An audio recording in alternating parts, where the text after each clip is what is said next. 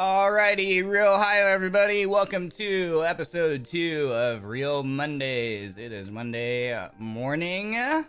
Hope you all had a wonderful weekend. Oh man, it was a crazy busy week last week, but I hope that you enjoyed all of the content. All right, so quick reminder. This is the new stream series that we'll be doing every single Monday called Ryo Mondays, where my goal is for this to be about a 2-hour long segment. Last episode was episode 1 and we went over by about an hour. So this episode, I hope to be much better and keep it to that 2-hour limit. That's my goal. That's my goal. Kiki, thank you for the RyoMembi. Welcome. Also, Jasmine, thank you for the RyoMembi as well earlier. I appreciate it. Welcome back. Thank you, friends. Thank you for the support. All right, so last time, just a quick recap as well. The format of the show is you all can submit your questions for me on Marshmallow when it's open. It's currently closed right now because we got so many questions from that first week related to content creation. So just questions in general for me as a content creator, whether you are a fellow content creator yourself or you're just a fan of content creators like VTubers and you just want to know a little bit more about what goes on in our lives.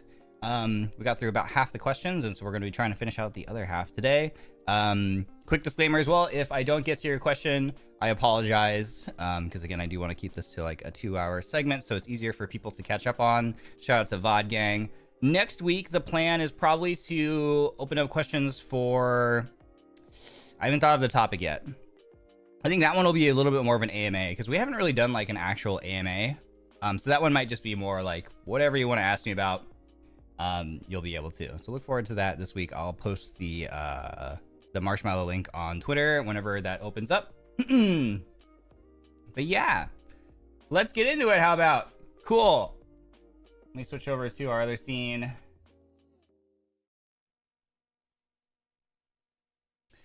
Also, sadly, we are still missing all of you. The Twitch chat, or not Twitch chat, the YouTube chat. Sorry, excuse me.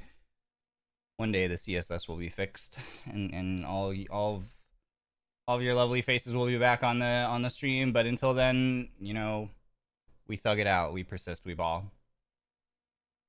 Let me see. Let me grab. Okay, cool. Let's get into it, shall we? All right. This was the question that we didn't get to. This is the first question that we didn't get to. Last time. Oh yeah, quick disclaimer as well. If there's a question that I feel like I answered in the first stream, I'm not going to answer it here in the second stream just for time reasons, obviously. Hi, Lady Ryonyan. I need you to move really fast. I can't see, and I can't see the camera. So yeah, any question that I feel like I addressed pretty thoroughly, I'm going to do my best not to spend too much time on in this one. So thank you for your understanding, just so we can keep things moving along. All right, cool. Question number 1 for the day. As an aspiring VTuber wanting to join a Corpo VTuber, what do you think is the most essential thing that I need to possess? It's a good question because I feel like... not for everybody, but for many people, you know, joining a company is one of the goals. The most essential thing that I need to possess. Quick reminder too. I answered at the end of the first episode. There was a question about like auditioning advice for joining a company. So if you're curious about that too, go check out episode 1 at the very end. But for this question, was the most essential thing that I need to possess? First of all, let me say, kind of tying into how I answered audition advice, is like, don't, as far as like skills go, I wouldn't focus too heavily on like feeling like you need particular skills to be able to join a company or apply, unless that like application is for a certain type of talents. For example, there are some applications that are like, we're looking specifically for people who want to do more like singing or like just be like an idol. There are some out there that I've seen that are more focused on like gaming, for example. It's like you need to be a gamer, like you need to be able to like achieve a certain rank or whatever in your game of choice. So there are some that obviously do have those like requirements, those prerequisites. So obviously my suggestion doesn't apply in those scenarios, but if it's just like a general open audition, I wouldn't worry too much about whether or not you possess certain like skills. I see people sometimes like talk themselves out of applying because they're like, oh, I can't do this, or I'm not good at this. The reality is that, you know, yes, those are factors probably in getting chosen, but they're not always. I mean, look at me. Like, I can't sing. I can't draw. You know, the only thing I'm good at is being goofy and playing video games, and that doesn't, you know, that isn't exactly, if you were like drawing up your ideal VTuber company candidate, you probably wouldn't write down someone like me, honestly. But so you just got to shoot your shot. That's one thing I want to stress, is just go for it no matter what. Don't talk yourself out of it. I got to turn my music down because I can't think. The other thing that I will say that I would strongly, well, I don't even know if I can recommend this, but like, one thing that you have to keep in mind if you're thinking about joining like a corpo, like VTuber environment, is like, you really have to understand that it is very different than being an independent content creator, because you are entering into an environment that is a large team-based environment, versus just being out there doing your own thing, doing whatever you want. So you are going to run into lots of policies and lots of rules. The thing to always remember is that those rules are designed are in place to protect you and protect others. So they are necessary, but it does lead to restrictions that you might otherwise not experience as an independent creator. And that's something that you really, really, really, really, really need to think about before just willy-nilly, like signing a contract and stuff like that. Because I think for many creators, part of why I think we're attracted to content creation is the freedom that it gives us to just be creatives, right? And just do whatever we want. If some idea comes to you and you're like, man, I really want to make a video about this, or play this game, or sing this song, or whatever. Just like you want to create something, right? You get that creative impulse. You have to understand that when you're in a corporate environment, a corpo, like company, VTuber, agency environment, that you can't just immediately go and do the thing that you want to do. There's part of being a company VTuber involves, like, you need to like go through certain processes, just to have things get checked, have things get verified, out of not only to just make sure that you aren't accidentally violating any like platform rules or laws that exist surrounding like content, for example, and intellectual properties, but also like respecting the wishes of like creators who maybe created the original intellectual property that you want to use for whatever it is that you want to make. There's all sorts of, I guess you could say red tape, but red tape makes it sound like it's impossible. That's not the case. It just means that like there are people whose jobs are to verify things for you so that you don't accidentally get in trouble.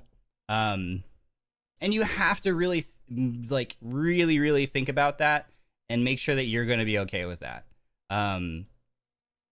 There is much more independence and freedom as an indie, and a lot more waiting and a lot more checks, and sometimes things, you know, don't even get approved as well, involved with being a company VTuber. So if you're a really highly ambitious creative individual who just loves being able to just like, the second you think of something, you could just go and do it, something to really think about, and think about whether or not you're going to be okay with, you know, pretty much almost everything that you do having to go through some sort of verification process first. So just really think about that and decide whether or not that's an environment that you're okay working in. Because yeah, there's definitely pros and cons.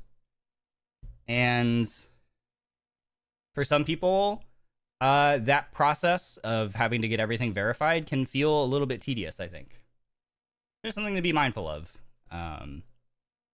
Also, some people don't... I think another essential thing that you need to possess is the ability to receive feedback and criticism. To always, because your stuff is always being looked at by other people. That's just part of being in a team environment, right? Again, if you're an indie, you know, you don't have anybody else. I mean, maybe your friends, but your friends probably are too busy, or honestly, if you're friends with content creators, they're probably too busy working on their own stuff to like give you, they're not going to be giving you criticism or feedback. Anyway, and I don't even know if friends, and honestly, most people are just gonna, you know, they're just gonna be like, oh yeah, the thing you made was great, it was so cool. They're just always gonna hype you up, right? So the thing you have to understand about being in a like an agency setting is that there are people who are actually looking at your stuff, not necessarily from the same perspective that like a friend who's like, oh, I just got to gas them up for every single thing they do. There's a lot more like, hey, you know, there's a lot more in the sense that your content is analyzed. So you need to be okay with like having someone be like, hey, this is really cool, but maybe you could do it this way, or here's an idea, or maybe this was, you know, maybe you were towing the line a little bit here in regards to like policy or things like that. And just any sort of criticism or any sort of feedback in general, like you need to be okay with receiving that. You need to be someone who is open-minded and is okay with taking that sort of stuff and not taking it personally. That's really, really important, because at the end of the day, a VTuber agency is all business, right? And so you need to also be able to possess the capacity to think and receive feedback, and sometimes it's criticism even, and be able to compartmentalize and break those things apart from taking it really personally as an attack on like your person, or as an attack on like your ability. It's not like that at all. It's not that at all. So you need to be someone who's okay with receiving criticism, someone who's okay with receiving feedback, and being really open-minded to that. Because you'll get it. You will absolutely get it when you're in a company setting. And people will be like watching your stuff and thinking about it in those kind of terms. You just gotta be open with it. You gotta be okay with that. And so think about that really hard before you decide to join like an agency. That's just adulting 101, I'd say. Absolutely. But yeah, absolutely. That is part of being an adult, and part of being, if you're someone who has ever worked in, not just, this is outside of content creation, but has had any sort of like more corporate style of job or career, that kind of experience can go a long way in my opinion, because you're going to find a lot of similarities. VTubing is this crazy weird niche in the world. If you think about it, like this is a weird job, right? This is a weird gig, you know, like you're controlling a virtual anime avatar on the internet. You know, like that's as normalized as like gaming and content creation is becoming. This is still kind of out there, right? But still, even with that being like the industry that we're in, like there are so many parallels to actual like corporate, just regular office job stuff. So if you're an individual who has that type of experience, you will probably understand some of the things that I'm saying a little better than someone who doesn't, and you might already find that kind of thing relatable and easier to navigate. So that does go a long way, but it's certainly not a prerequisite to joining a Corpo VTuber agency. But I do personally think that it can go a long way. It will allow you to do the things that I was describing and thrive in that environment a little bit more, because you kind of understand like, yeah, this is just the way things are. Even if you don't necessarily agree with certain policies or rules, you understand the reason why they are in place, and you understand the importance of them, and you're just okay. You just have to be okay with waiting. You have to okay with certain steps, just, you know, going through a certain process. You understand that people will be reviewing your work, and you will understand that there will be times when those people who are higher up in the hierarchy will come to you about your work and will talk to you about it. And you need to be able to, again, not take things personally as an attack on your character or as an attack on your quality of your ability or anything like that, and just understands that they are coming from a certain perspective, and that feedback is feedback, and that's all it is, right? So yeah, really, really, really want to stress that. Yeah, and don't take it as like something really bad, because like my manager gives me feedback all the time, and I love it, because it shows me that she really cares about me and like Denauth, because she's always watching our stuff. Like I think she watches like all of our stuff, which is crazy, because I'm like, how do you have the time? But she always like knows what we've done, and she always is like, oh, I really like this thing that you did. You know what I think your audience would really like is maybe if you did this, here's an idea. So she's always giving me feedback, and so I clocked that really early on. And so what I actually end up doing is I go to her a lot of the time, and any idea I have, I'm like, hey, here's the thing I'm thinking. Like even this program, I was like, hey, here's the thing that I was thinking of doing that I thought people might like. What are your thoughts on this? Like, I just want her general thoughts on it. And then she's like, yeah. And I'm like, hey, what kind of things do I need to be careful of so that I don't accidentally get in trouble or do something I'm not supposed to, blah, blah, blah. So, you know, for the things that I was warning about, there's also so many benefits that come with being like a part of an agency. That being one of them is that you can bounce ideas off of people whose entire job is to think about how to make these things work and work well. And I love that. Yeah. Anyway, sorry, that was a really long-winded to basically say, again, don't take things personally and be patient. Yeah. It's really that simple, and yet simultaneously it can be really hard because plenty of us as creators just want to just be independent and do all sorts of things. And at times, maybe that doesn't exactly line up with the agency they're part of. But that just happens, you know? So thank you for your question. Hopefully that was helpful. Yeah, Denauth Mane-san is the GOAT, for real. We love her. As a content creator, how do you ensure the quality and consistency of content creation? So consistency I talked a bunch last episode about. But basically, scheduling, that's a huge thing. So for me personally, what that will often look like again is like, I will be like, I am working on this thing on this day. And then to make it even more granular for me, for my brain, it's like, it's going to take roughly probably an estimate of this many hours or this many minutes. And then even more granular, it's like, there's this part, which is the capturing the gameplay parts.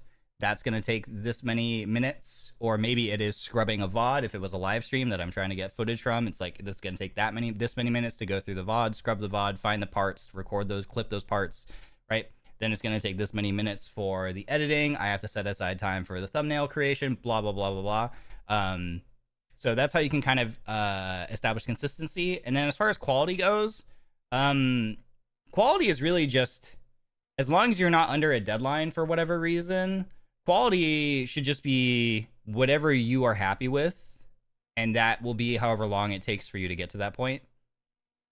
The only real situations I can think of where it will be difficult to ensure the quality that you desire as an individual is whenever there's like sort of a time crunch. So maybe it's a new game just released and you really want to get in on like day 0 of putting out a video, then you are kind of under a time crunch, right? You want to get a video out as fast as possible. So you might not be able to do all of the normal editing that you like to for your video. That's a possibility. However, one way that you can still achieve quality is to really try to streamline your workflow by creating like presets, like editing presets in your editing software so that you can quickly add, you know, your favorite effects. So that might be something as simple as like the style of the text when you do captions. You know, maybe the text is a certain color with a certain outline with a certain drop shadow, and you just create a preset so you can just add that immediately to all the text in your video. It might be something like the animation on the text itself, like a little pop-up animation or something. You know, certain transition effects, blah, blah, blah. So just streamline your workflow so that even if you're under a time crunch, you can hopefully still elevate that piece of work to a good level of quality. But then again, and then the other part of this is like, if you're not under a time crunch, quality, in my opinion, you should always be putting out something that you are happy with in terms of quality. And if it's not, that just means you just made something and uploaded it that wasn't up to your standards. And that's kind of just, honestly, the onus is on you, right? Yeah. Thank you for your question. Hopefully that's helpful. Hello, Ryoma. Hello. I would like to ask for you, what makes a good stream? Does the live chat affects the flow of your stream? Thank you. Oh yeah, absolutely. You know, I love when streams have like a lot of people and, you know, you know, if it's like, obviously, okay, so how do I phrase this? So like, obviously it's okay because like if I'm playing a gaming stream or something and I'm really locked in, I don't expect, and I look over in the chat's like moving not that fast. It's like, that's fine. Cause like, I'm not necessarily like I'm not saying anything that like necessarily like engages the chat, you know, that prompts responses. Right. But it's really nice when you're doing something that's a little more intimate, like a Zatsu or something like that, or maybe a more chill game. You know, then when the live chat is moving a little bit more, that's always a really good feeling. I think this is one of the things that a lot of like newer streamers struggle with, very understandably, is when you have a smaller audience. Maybe it's like literally only like 1 or 2 people or 3 people in your chat. Your chat's not going to move that fast, and that can feel discouraging for sure. 100%. Been there, done that. So I think for many people, even if this isn't an answer that they would give, they might not realize it. But yeah, having a live chat that's like active and engaged feels way better than having like sort of a chat that, you know, isn't really moving that fast, or, you know, whatever. Because streaming is definitely sort of like an interactive experience. It differs in that way from like just uploaded videos, right? And I think that for the content creator, yeah, having the live chat is a really integral part of the experience, at least in my opinion. So for me personally, yeah, that absolutely makes a good stream. Trying to think of what else. As long as I was, you know, doing what I set out to do, then to me that makes a good stream. I always hope that in some form I was able to provide like an entertaining experience. So for example, if I'm doing a gaming stream, for me a good gaming stream is one that had at least one, and honestly, I set standard high, so I want at least like 2 or 3, at least, like really cool moments that were like epic, right? Like gameplay wise. So if I had like at least a couple of those kind of moments that made people go, wow, that was awesome, in a gaming stream, that's a good stream for me, right? You know, a stream like this, that's more of an inquiry-based one or an advice-based one. And like, as long as I feel like I provided some helpful insights, that's a good stream. And again, so it's like, it's gonna be different for everyone. So that's just, since this question was for me, it says, that's for me how it goes. I do a lot of gaming streams, obviously. So a lot of the gaming streams, I hope that I create at least a couple, but honestly my bar is a lot higher than that, let's be real, of like really intense or exciting wow moments, or funny moments as well. You know, I also like to make people laugh, so I hope in some ways that's how it happens. And then of course, getting to see all of your faces in chat makes me really, really happy every time as well. Yeah, okay, thank you for your question. Hopefully that was a good answer. Lifestyle wise, what's you feel have changed since you got in the Niji? Like waking up earlier, speaking more Japanese, etc. Oh man, the things that have changed is that I am way more busy. And I talked about this in the last episode as well. It's just so much busier. Being as a content creator, moving from an independent content creator to a like agency VTuber is just so much more busy. You just have so many more projects that you're working on. You know, because that's one of the benefits of joining an agency, is you get more opportunities than you might otherwise have as an independent creator. So you just have more stuff, so your workload is greater. So some of the things that have changed for me is, like, I was thinking about this last night. I'm like, man, I have been missing workouts. I have not been consistent with my workouts. Before joining, I was really pushing for like just like bulking up a little bit, putting on more muscle. I was doing a really good job of like cooking a lot more meals. And I have retained like eating healthier in general, but I am not cooking as many meals. I'm definitely like ordering more, and I need to get away from that again. So like the other day I was having a craving for chicken, and I'm like, I just need to go back and just buy more chicken again so I can cook chicken and veggies and stuff and have it. So that's something that I'm definitely going to make a push to get back into, more regular, like everyday workouts and cooking more of my meals. Speaking more JP, absolutely working on it. Waking up earlier.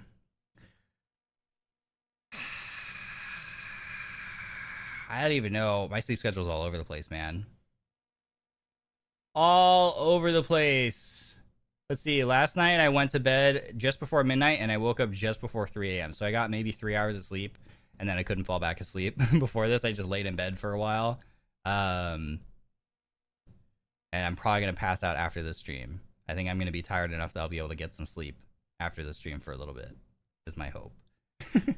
So lifestyle wise, my sleep schedule was already kind of a mess anyway, but it's definitely a mess now.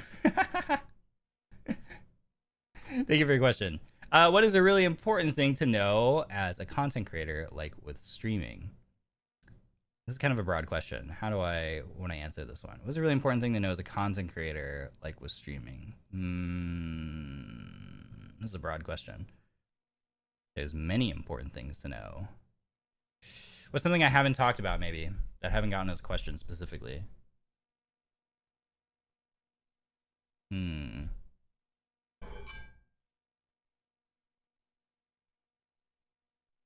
I would say that content creation is a really worthwhile experience and endeavor if you're interested in it.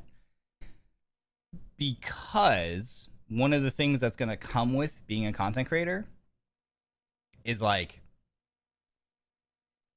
okay, for me, this has been a mostly positive experience. Other people, this might not be a great thing, but it's just something, so this is something to be aware of. Like I said, content creation is a really fun, worthwhile experience, in my opinion. One of the things that's going to come along hand in hand with it is, like, you are going to receive hate for absolutely no reason.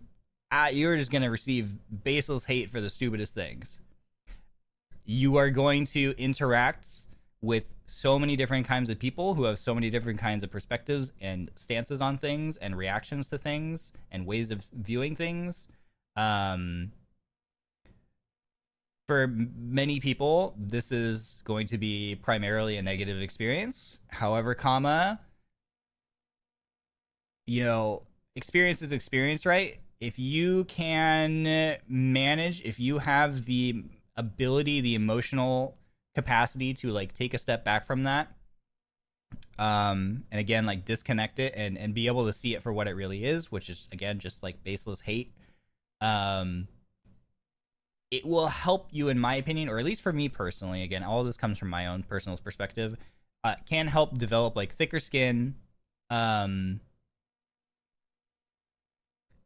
which is really good, right? Because I definitely, like, as an example, like, you might be someone who does not react well to like rejection or criticism, feedback, all kinds of things. I think a lot of people tend to struggle with that, and that's totally normal and that's totally okay, right? Because it's just your brain trying to protect you, right? It's a knee-jerk reaction for most of us where we respond negatively to any sort of external feedback. Even sometimes, even if it's like not meant, like a lot of the time, like plenty of times, like you receive external feedback, but the person giving you the feedback or saying something, their intent isn't to upset you, right? Or hurt you or whatever.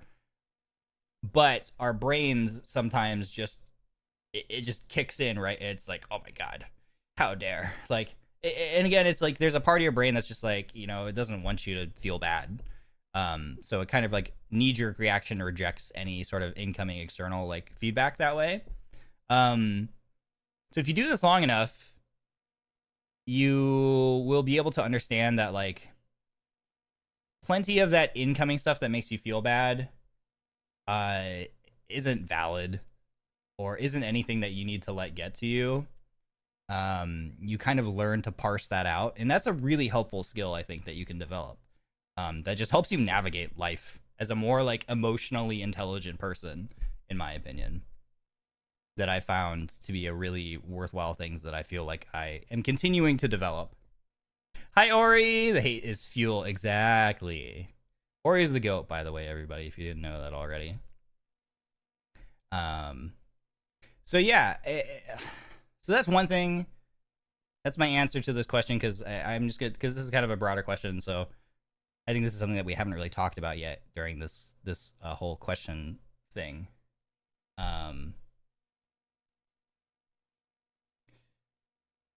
Yeah, like you just experience so much random BS and hate.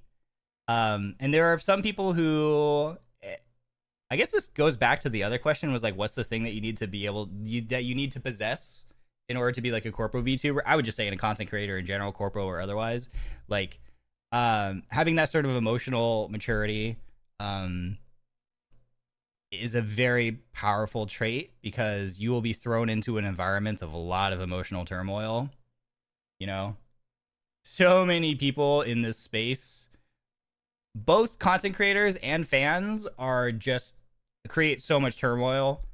You're surrounded by it constantly, and so being able to parse all of that out will go a really, really, really, really long way. And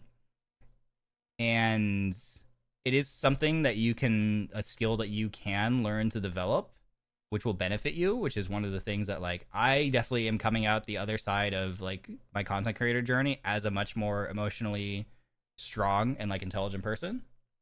But there are plenty of people out there who aren't as refined in that skill, and those kind of things can get to them and really sort of harm them in a negative way. So that's something to be aware of too. And maybe perhaps before you set out, if you're new, maybe perhaps before you set out on your content creator journey, or certainly before perhaps joining like a corpo agency, that's something that you would do well to like look inwards and reflect upon and be like, where do I think that I stand in regards to that? Like, do I feel like I will be able to handle just getting weird random hate from people, you know, keyboard warriors and stuff, you know, or for whatever thing, people who will constantly be trying to tear down the things that I'm proud of. You know, like, do I think I have the capacity to handle that? Something to look inwards on. And I think no one starts out really well handling that, because that's not a human nature thing. Like, that's not like a natural like tendency. I think everybody starts out extremely sensitive to that kind of thing. So like, that's why I keep referring to it as like a skill, like it's a developed skill, because it's something that you do have to like really think about and be able to think about a little more logically and analytically and less emotionally. You know, think a little more with your head and not with your heart when it comes to that kind of thing. If you can do that, you will have a potential easier time going further in your journey, in my opinion. Yeah. It's the haters that you know that you are doing fire. Yeah, for sure. I've always felt bad for content creators who deal with that much hate. It makes me want to support them even more. And yeah, I mean, that's something you can do. You can absolutely try to drown out the hate with your love. And I think that's a great thing to do. This is something that I talked about a long time ago in a different stream, and I don't even remember exactly why. But I'm remembering it now, so I'll say it again. I think I remember the context. Basically, I was saying, hey, NIJISANJI fans, you're freaking awesome, and I love you.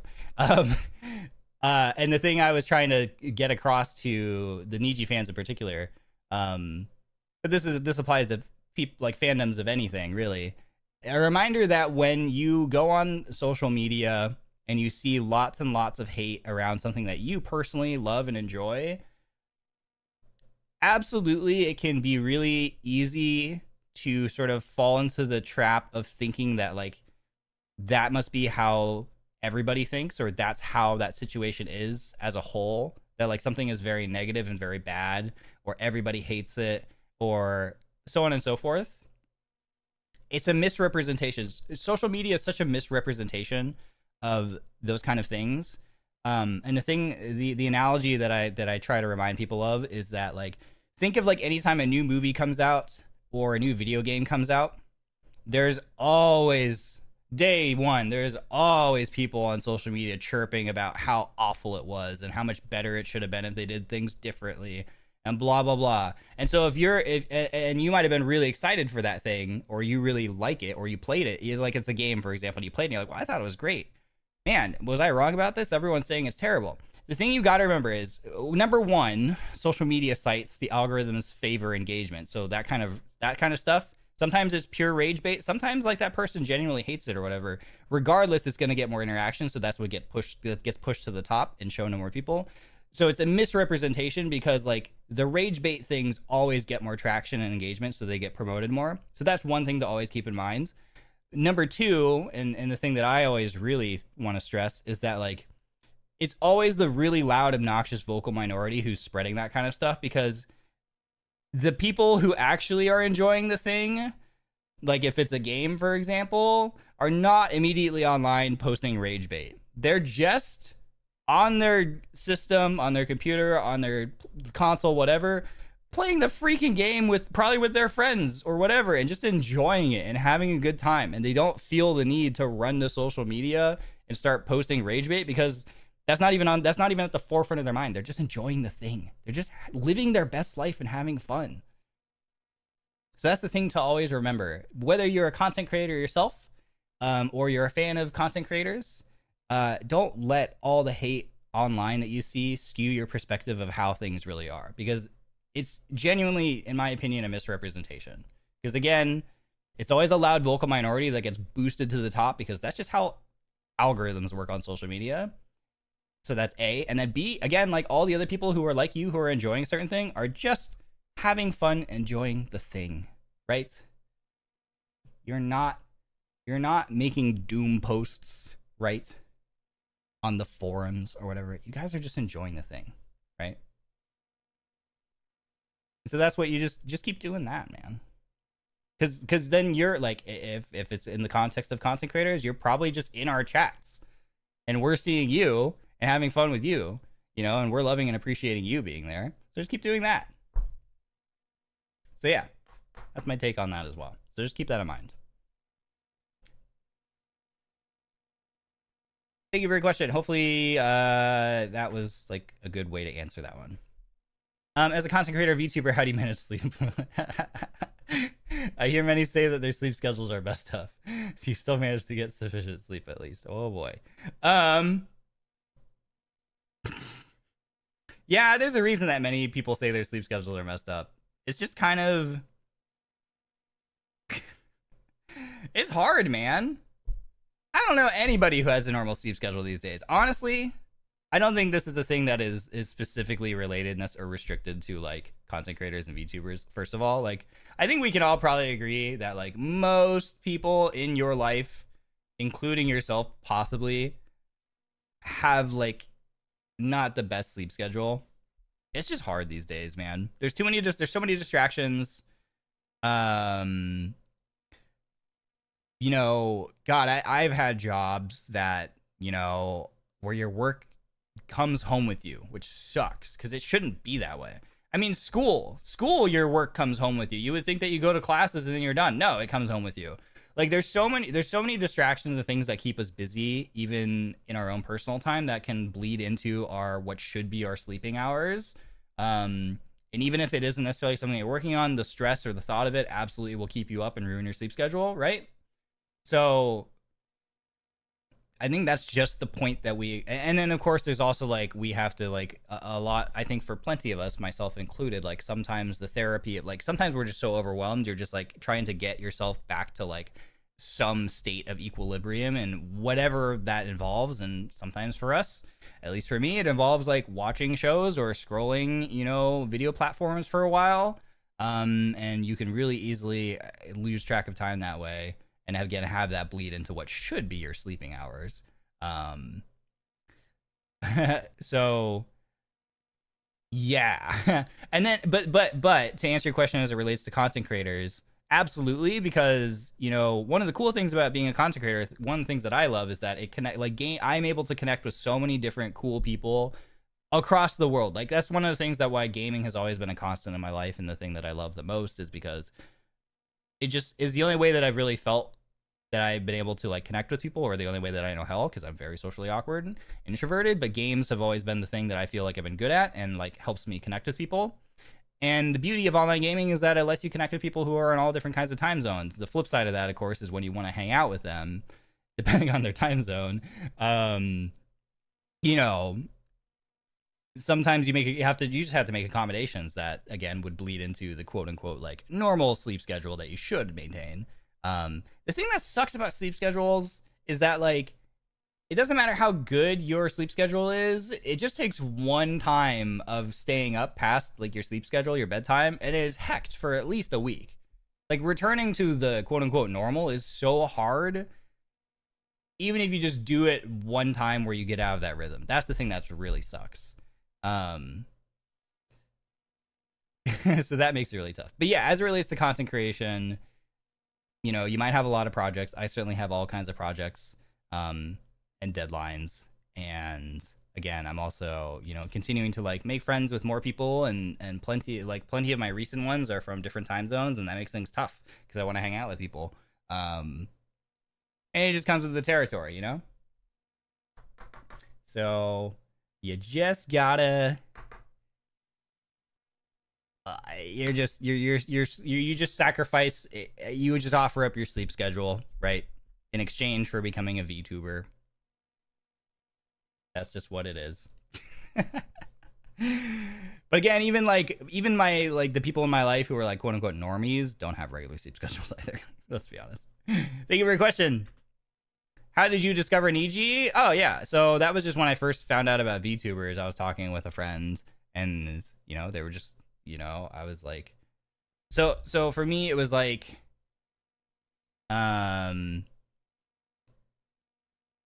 hanging out with like a fellow content creator who was a VTuber, and just being like interested in what they were doing, and then them telling me about it, and then being like, oh, but does that mean you don't know about like Corpo VTubers either? Because they were like, there's like different kinds of VTubers. I was like, oh, tell me more. And they were like, well, there's also like Corpo VTubers. And so that's how I discovered Niji, because they showed me like Niji, you know? That's pretty much how that goes. So, you know, I was like shown the rabbit hole, so to speak, you know, that I went down, as I'm sure that's the case for like many people. So, you know, if you want to drag more people into the wonderful world of Niji, just like talk to them about it, you know? There you go. How did you get started with VTubing? Or, because I'm sure you've gotten this question already, how important or not is it to have good equipment when you're starting out? I'm really interested in giving it a try, but good mics seem so expensive. Yeah, so the started with VTubing thing is pretty much just what I kind of answered, is like I just met a fellow content creator who was doing VTubing. And I'd been seeing more and more VTubers pop up. So I was interested in that. I just learned about it from people who were doing it themselves. The question about how important or not is it to have good equipment when you're starting out, not important in my opinion. Good mics seem so expensive. You are not wrong. You know, I would just recommend doing your research. There are resources out there. There are YouTube channels. There are articles talking about like comparing different microphones. I would say that in my experience, like my microphone cost me $400. I don't even know what they go for these days. Maybe they're more, maybe they're less, or they're still the same. If I could do it again, if I was starting out, I would not spend $400 on a microphone. I would get one that is about half or even a little below half, because there are ones out there that you can find that like are of equivalent quality for roughly half the price. But I just bought the one that everybody was buying, right? There are... And I'm almost certainly willing to bet that when you say good mics seem so expensive, is that the microphone that I'm using right now and the microphone that the person who wrote this question is probably thinking of is probably the one that's considered like the gold standard that just every single content creator gets and recommends. And there are absolutely pieces of equipment in the space that get touted as like the go-to, and it makes sense because they work. Like absolutely, they work. They sound great. You know, certain gear is great. But I think a lot of people just continue regurgitating it without necessarily understanding anything beyond that, which is fine, because again, it's like, okay, yeah, you get the stuff and it just works. But you absolutely, if you are more on a budget and you're trying to be more mindful of how much you spend, you absolutely can eke out very similar quality, arguably sometimes even better, for way less. So just something to think about. Do your homework. It will pay off. Some of it comes with, and some of it will come with experience. I've gone through several microphones as an example. And you'll get one microphone and you'll be like, oh, okay, you know, this was a good starting point. I'm ready for something better, and maybe upgrade. So some of it you will probably go through maybe multiple, but it can be worthwhile to try to nail it the first time. You might not, and that might be a slightly unrealistic expectation, but in my opinion, if you're trying to pinch pennies, it is worth doing your homework ahead of time. I wouldn't say this is a purchase I regret, because it has been fantastic for years. But again, there's just stuff out on the market right now where it's like, yeah, if I was just starting out, I would not go for what I have now. I would absolutely go for something different and put that extra money towards something else in my life. Maybe a different part of my setup, or just, I don't know, literally anything else, right? It's probably like with photography, the best gear is what you got. Yes. One thing to also remember is that when it comes to live streaming, it also depends on your use case, right? If you're doing something like recording audio, if you are, or usually anything that involves like an actual upload and a lot of editing beforehand, then you will see more benefits from having a higher quality or more expensive piece of equipment. If all you're really trying to do is live stream, like I'm doing right now, you got to remember that there's sort of like a cap, right, for like different platforms where like there's a point at which you absolutely hit a point of diminishing returns. Like you could have a really super high end expensive thing, and like that's just not going to translate well over live stream because of like bit rates and other things. So like a super expensive mic that might be literally 2 or 3 times the cost is going to be essentially brought down to the level of one that's like a third the price, right? And they're just going to sound the same at the end of the day over a live stream. So again, try not to get tricked into the trap of like you need to like go for the really high end expensive thing, because it just isn't gonna it just isn't gonna matter on a live stream, right? But again, if you're doing like recording vocals for things, yeah, I see something about like ASMR in the chat. Like there's all kinds of scenarios other than live streaming where like it probably will be more valuable, and you probably may see benefits from spending more money. So it just kind of depends on your use case, honestly. But yeah, in my opinion, good equipment starting out is not important.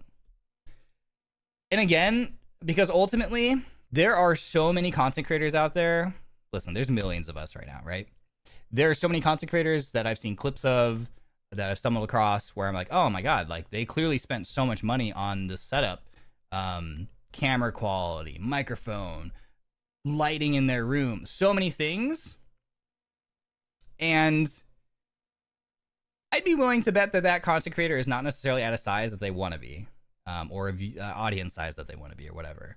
Because at the end of the day, all the high-end gear does not make you a better content creator, right? Like it doesn't make you a more entertaining personality. Like it's not going to like expensive gear does not equate to growth. Expensive gear does not equate to viewership, that kind of thing. And honestly, you can look at content creators that there's some of the people who seem to be the most endearing and entertaining have absolutely, arguably, objectively, you know, very inexpensive, cheap, you know, almost to like a meme level of gear. And there's something endearing about that, but it's not the gear itself that's doing it. It's that person's charisma, right? It's that type of content that person's creating or whatever. So really, I encourage you. There's so many people who try to be content creators who just end up spending thousands of dollars on stuff, and end up regretting it later. You know? Yeah, peaking mics are funny. Yeah, like gaming headsets as your mic is funny. But again, like let's say you're using like a gaming headset that arguably has like a really low quality for like vocals. Again, it like your personality is the driving factor behind whether or not you're fun to watch, right? Because someone who's not entertaining on a really, you know, poor sounding microphone is not going to be that endearing. But someone who's really funny or entertaining or whatever, or is giving good reactions, so on and so forth, on a low quality mic becomes content gold, right? And again, it's not the gear itself that's the driving factor. It's the person, right? So don't try to compensate for anything with like having more expensive gear, because it just never works out that way. The other thing to consider as well is like, I don't know if there's any empirical evidence like for what the average like lifespan of like a content creator is, but from my personal experience in all the years that I've been doing this and from my observations, I would argue that if someone is like a new content creator just getting started these days, the sort of lifespan that I see typically is like 1 year. Sometimes people make it to 2 years, and then it continues to drop off from that point. Like significantly less people make it to 3 years, and I feel like very few make it to 4 years and beyond. You know, so again, let's just assume that if you're a brand new creator trying to start out, right? Like, go into it being like, I might only be doing this for a year, and then after a year, I might realize that this isn't for me, and I'm gonna get out of this. And it's like, okay, you don't want to be thousands of dollars in the hole for just doing something, trying something out for a year, right? Like, that's not a good use of your money. That's not a smart investment. So just consider that. you know, if you think you're going to be able to do it for 2 years, maybe a little bit better. But again, you might hit 2 years and be like, this just seriously isn't for me. I'm going to get out. And then you're stuck. And like some of this stuff doesn't translate well, right? So you're just going to be stuck with stuff that like you don't have any use for, that you're going to have to go through the process of trying to like offload or sell, which is just a pain in the butt, let's be honest. Because then you're dealing with marketplace messages, drive-by marketplace messages. Hey, is this still available? And you go, yeah, it's still available. Are you interested? Crickets. Hey, is this available still? Yeah, it's still available. Would you like to know more? Crickets. Hey, is this still available? Yeah, it's still available. Okay, will you accept like 2 pennies and a button? And it's like, no, the asking price is $500. And it's like, so then you have to deal with that whole process, right? So it's just not worth it. Absolutely not worth it. Like, so just think about that too. Just keep that in mind when you're like thinking about starting out in content creation. Like you're gonna be stuck like trying to offload this stuff that you spent thousands of dollars on, and you're gonna get like people like offering you like their pocket lint for it. You know what I mean? Yeah, 2 pennies and a slice of cheese. Yeah, I have a slice of American cheese and it's still warm from my pocket. Will you accept this as currency? It's like, no. So yeah, anyway. So all that to say, again, good equipment is absolutely not important when you start out. There is also lots of really decent cheap gear these days. I consider buying things secondhand, consider buying things used or refurbished as well, just to keep your investment minimum until you maybe make it past like a year or 2 of actually doing this and being like certain that, you know, you're at a good place where you think it's sustainable and you want to keep doing it because you're having fun, right? And then that's a great chance to probably reevaluate, maybe upgrading if you feel like it's important. But again, here's the thing too. It's like, it's always fun to upgrade, right? Because for you personally as a content creator, you're probably always chasing some higher level of quality.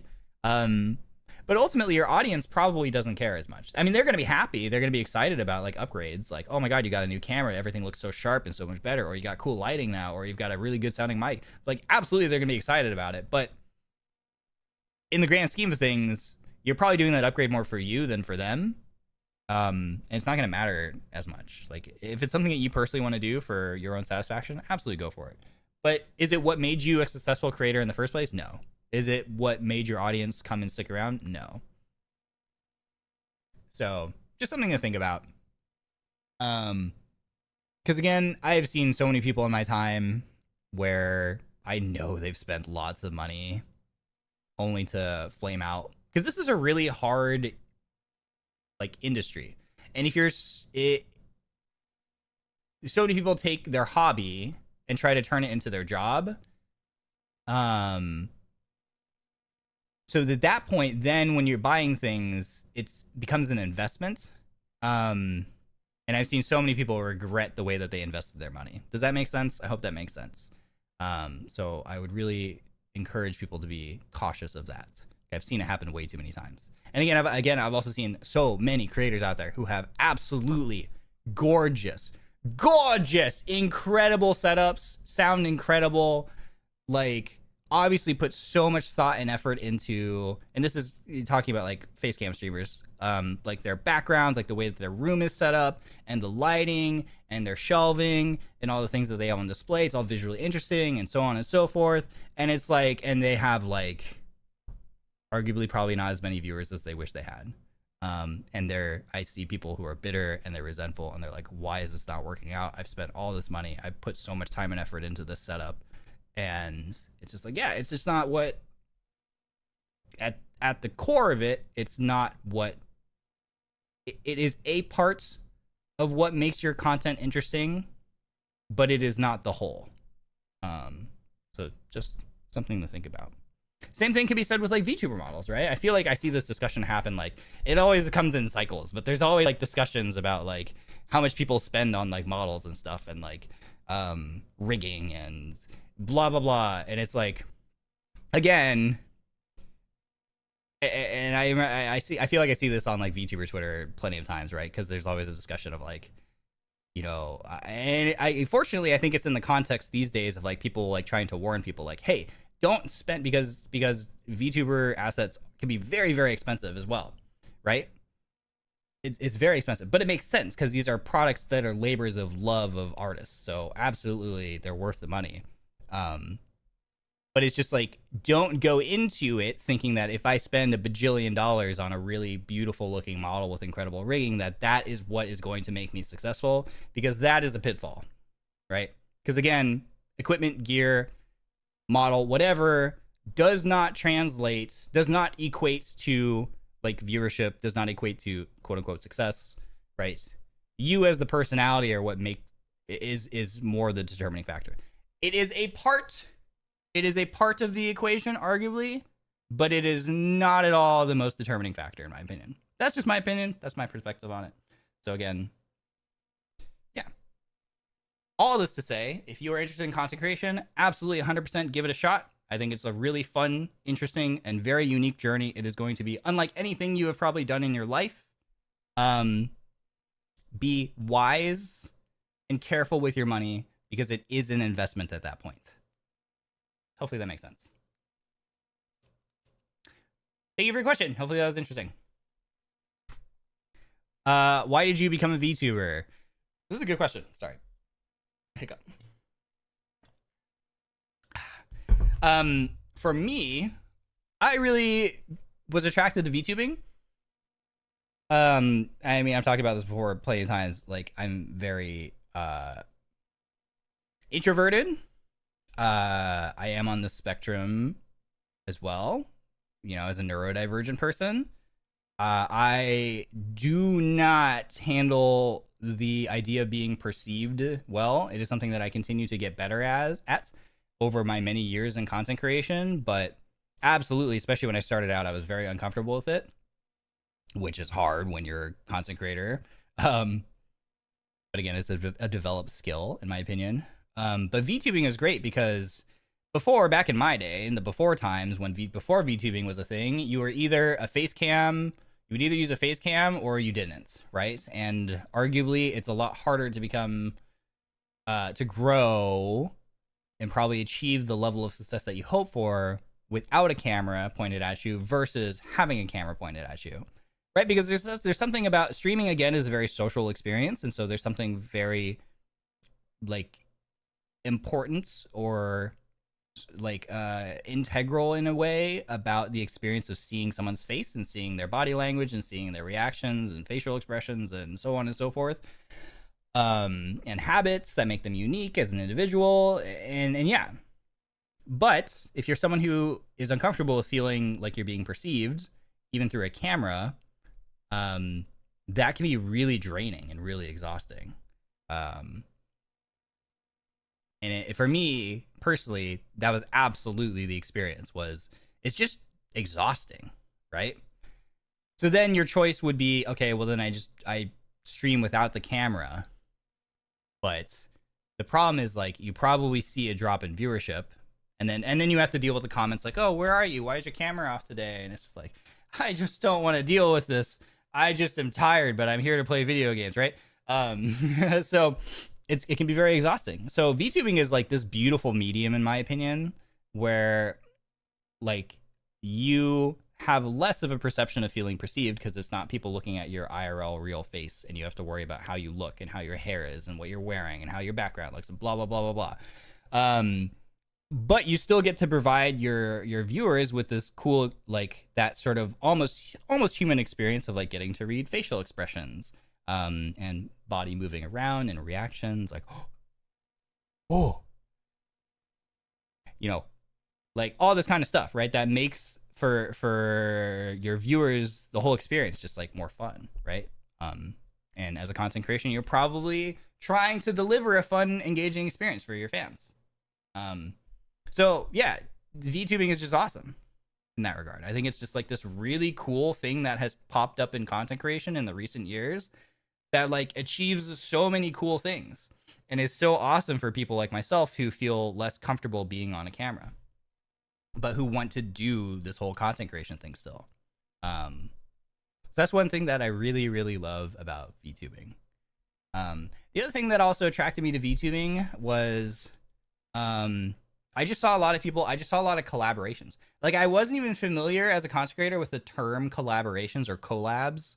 For as many years as I had been doing content creation, never once had I thought of, you know, playing games with other people as like a collaboration. It was never like framed that way, or at least in my circles. But what I saw when I was first starting to take a look at VTubers, I was always seeing other VTubers play together. And it was always like, this is the collab with this person, you know, worlds colliding and blah, blah, blah. And I was like, oh, that's so cool. Cause I just wanted to make friends and make content with other people. And I had a lot of trouble with that in my experience, where it was like, getting people to just like do things with me, or get people to do things together. No collabs, no collabs. I wasn't even familiar with the term.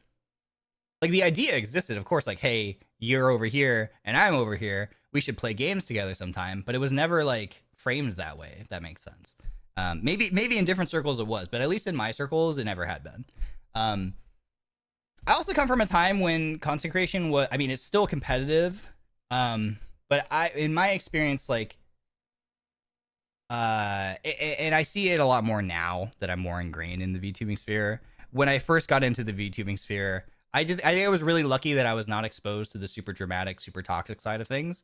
I really fortunately, I had a really fortunate, just lucky, blessed intro to it. So for me, I was very wide-eyed and bushy-tailed, and it was like, oh my god, everyone's so friendly, and everyone's just like collaborating and cooperating. And absolutely, there still exists all of that in the space too. I'm not saying it doesn't. But I am also aware that there are a lot more parallels to what I had been experiencing as well and dealing with. I just was lucky and I didn't see it. But you see, thank you for the memby. Welcome, welcome. But yeah, I was just like, oh, this is so cool. Because like in my experience prior, I had always felt that coming from like the different side of content creation, that it was a lot more competitive. You know what I mean? People really viewed it was a lot more cutthroat, I guess is like a term I would use. In my experience, my time had been. And so everyone was a lot more and viewed everyone as competition, as someone to try to either take advantage of or to try to run over. So like collaborations were really only something that would ever happen if you were recognized by someone else as like being worthy to give them enough clout, essentially.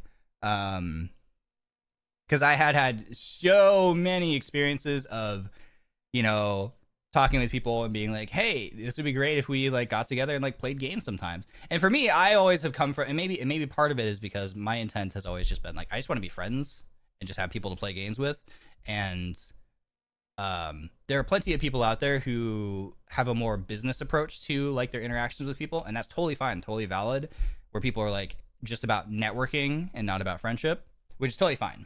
And so maybe part of it was that my intent, you know, people were aware and they were just like, well, if you're not in this for some benefit for both of us, then it's not worth my time at all. So maybe, you know, absolutely that could also just be on me, right?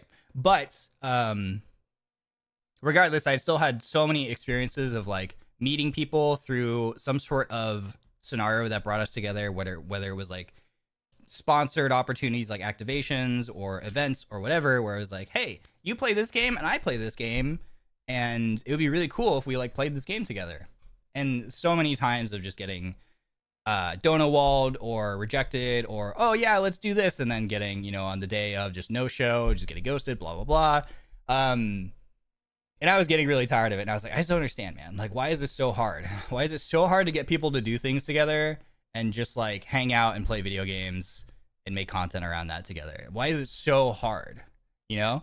And then I saw like all these people who are VTubers, all these indies just like constantly collabing together and just having fun and always like talking about the next collab and seeing like these big groups. And I was like, oh, this is so cool. It's so cool that people are like so interested, because VTubing is like a relatively new, like, you know, arguably like subculture in content creation. And because it's so new, you know, people are just trying to figure out what works. And part of that, I think people identified, is that like, you know, you absolutely can have these scenarios where it's like all ships rise together. Like we just get together and make things together and have fun. All ships rise together. Like we all benefit from this. And it was a vastly different looking experience than what I had been dealing with.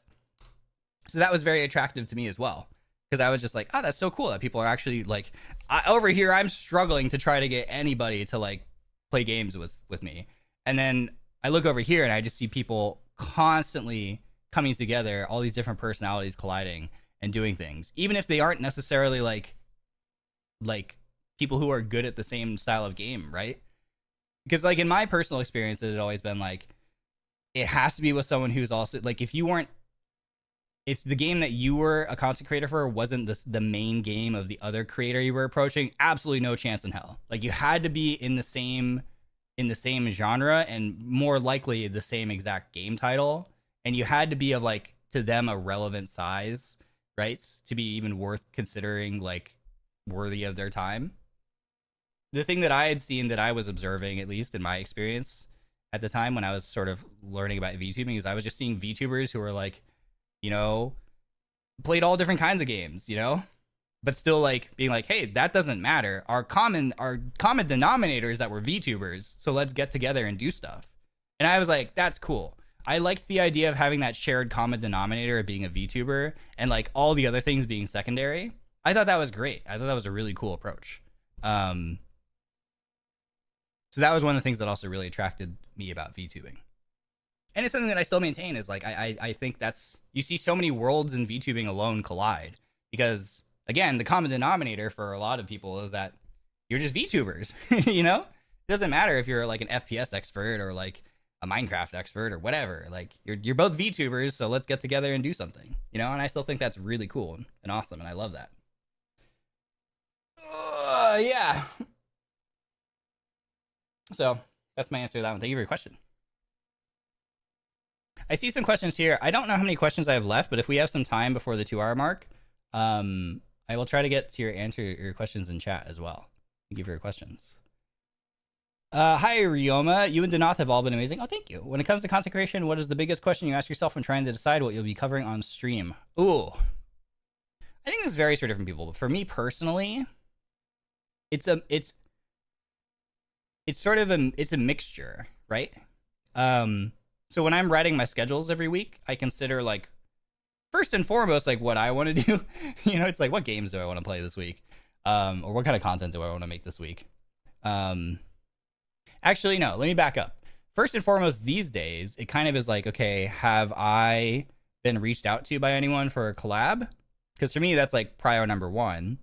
Because I'm always just excited to do things with people, whatever it is. So if I've been asked to collab, I'm probably going to say yes if I don't have something already scheduled. So that is in like hierarchy. That's the thing, the most determining factor. After that, it's kind of like, okay, what do I want to play that week? You know, do I want to get Apex in? You know, or is there a new game that's out that I want to try or whatever? And then I make sure to try to balance that with stuff that I know that you all want, right? That you're all interested in, as well. So like, you know, things like the Ring Fit streams that we'll try to schedule in the future, doing things like this, right? Like, even this, like Ryo Mondays, arguably was like, I knew that people wanted more yapping, and I've been kind of getting away from yapping a lot recently because I've had so many cool gaming opportunities. I mean, I like yapping too. So it's partly that, and partly because I know this is stuff that I hope that you all find enjoyable. So there's that part of it as well. So I try to balance it with like things that I know that you all want, but also things that I want. Because if I was just full 100% just only things that the audience wants, then, you know, that could very easily lead to me being unhappy, right? I think it's really important that you, as a content creator, you make sure you're doing the things that you really want to do first and foremost. Where are people submitting these questions? These are from Marshmallow -QA.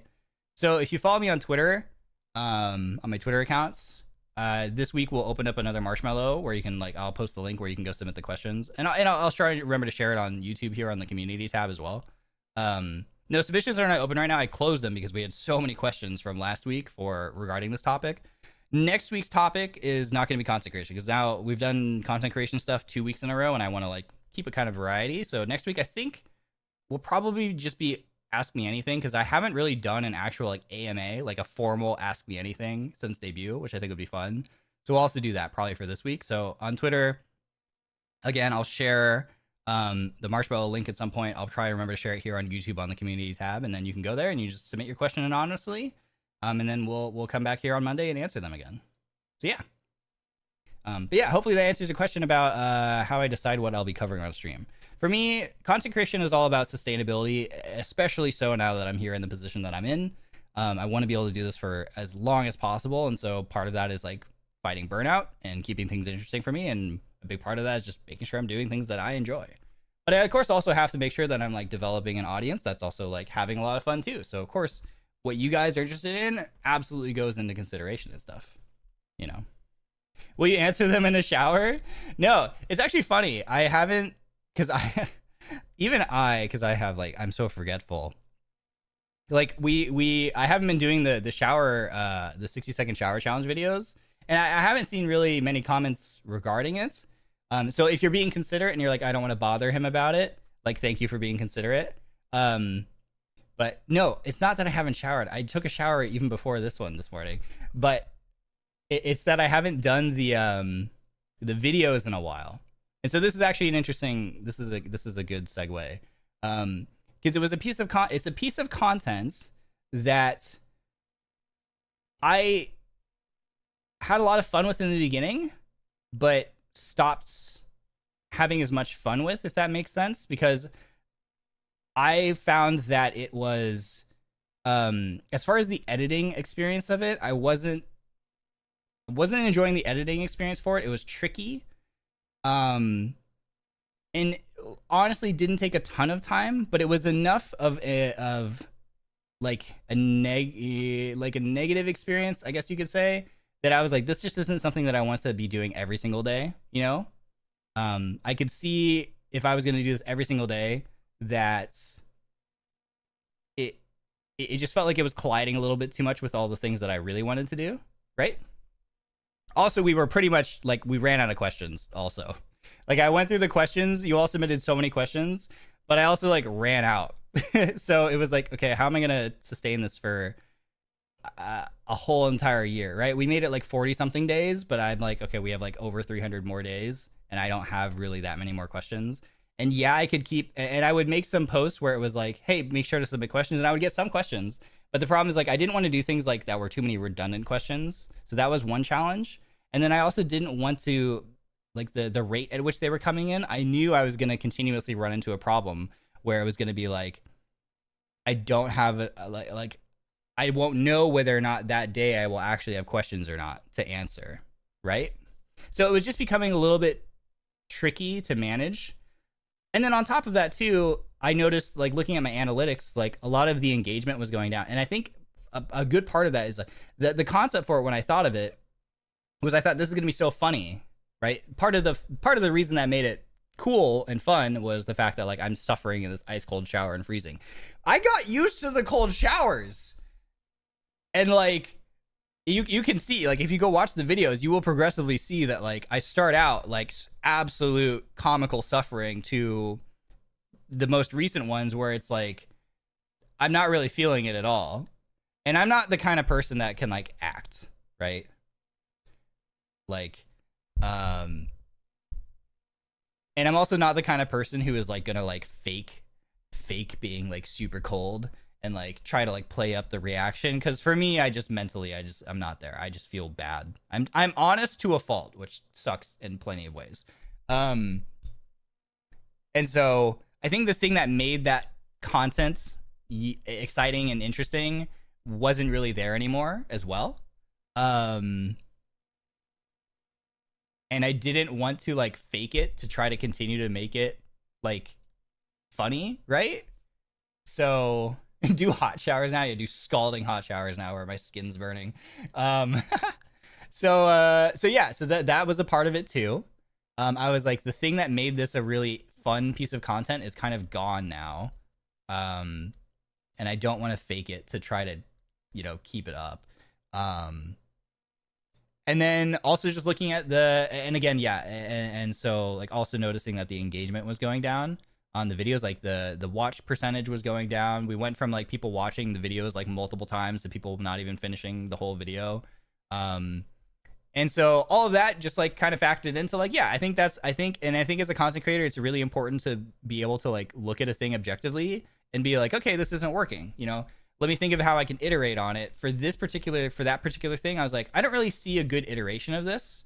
So then you move to like, okay, maybe it's time to just like move on from this and do something else, right? If anything, this is almost probably the next iteration, arguably, because we will still do like AMA where you can ask me any questions that you want. But this is just a more, I think, sustainable format for me. So yeah. And that's part of just being a content creator, is you look at things from multiple angles. For me, I was looking at this from like my personal enjoyment of it, and I was like, I'm just not really enjoying this as much anymore.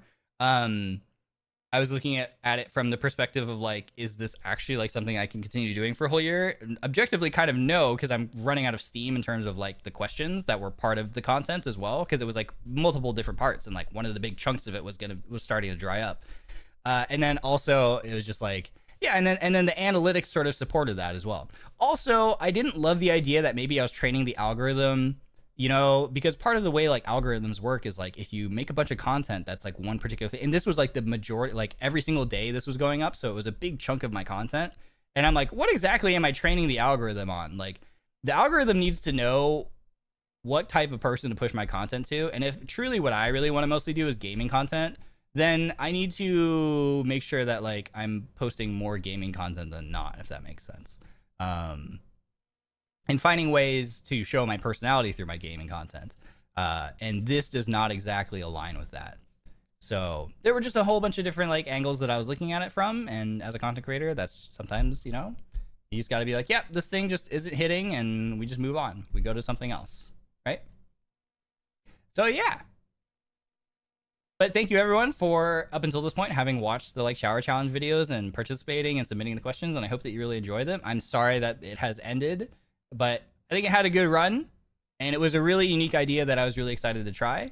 And hopefully that's a really good example of like, you know, as a content creator, you're like always like looking at things and iterating and like analyzing, and some things just, some things start out great, but there are plenty of things. And also part of it too is that the reality is, in content creation, people's attention spans are not long. All of our attention spans are cooked, quite frankly. Mine included. Mine most of all, if anything. And so like that thing, like taking a step back and thinking about it now, it's like, I don't think there would be any way. I think I would see that decline in terms of like analytics no matter what. Even if I still had a plethora of questions, like I think just that I would have to somehow keep iterating on that to keep it interesting over the course of a year. And because of the format that I was in, there just isn't really like much to do, if that makes sense. Right? It would be really hard. But it was a really cool, fun way to start off my like Denauth NIJISANJI journey, I think, right? And I don't regret doing them, and I thought they were a lot of fun.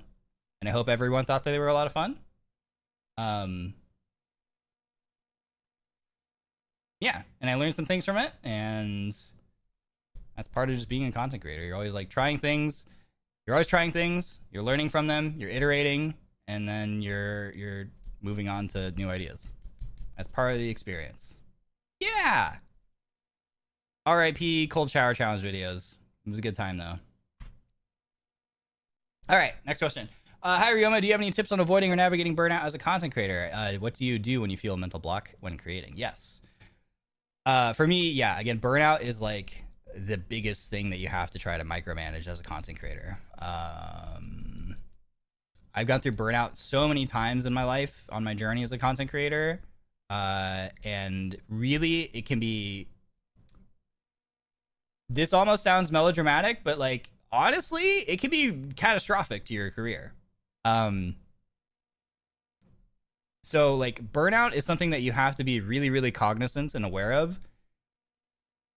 And quite frankly, I think as a creator, it's almost an inevitability that you hit burnout at some point. So it's something to be aware of and be prepared for.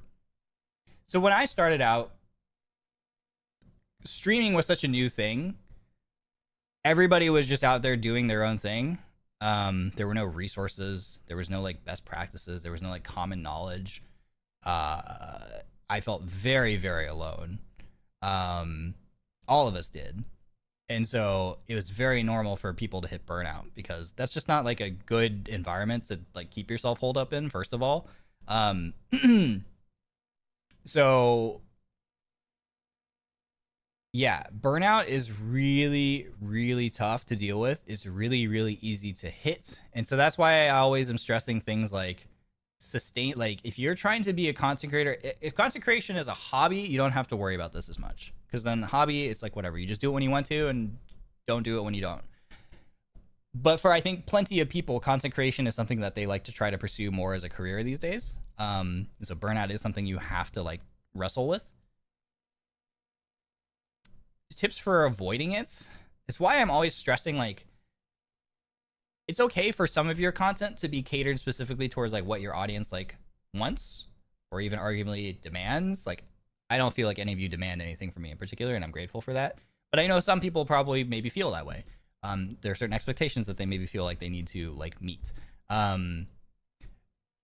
I constantly always stress like just doing whatever is fun for you and what makes you happy and is sustainable. So like what that means is like in terms of like your upload frequency or your stream frequency, you know, do it only when you feel that you can.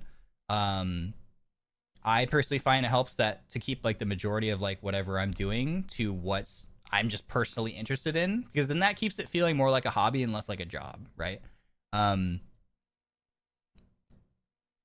Like there are plenty of creators out there, and this isn't saying this isn't a, I'm not saying this is a bad thing. I'm not knocking it all. It is absolutely like one path of like trying to do content creation where they are always just trying to stream whatever they think their audience or like the community at large wants to see, regardless of how much they actually personally like that thing or connect with it. And that absolutely works. Like that is the kind of thing, like that's one strategy that absolutely can be shown to like have like turn around into like success in terms of like viewership and follow counts and whatever.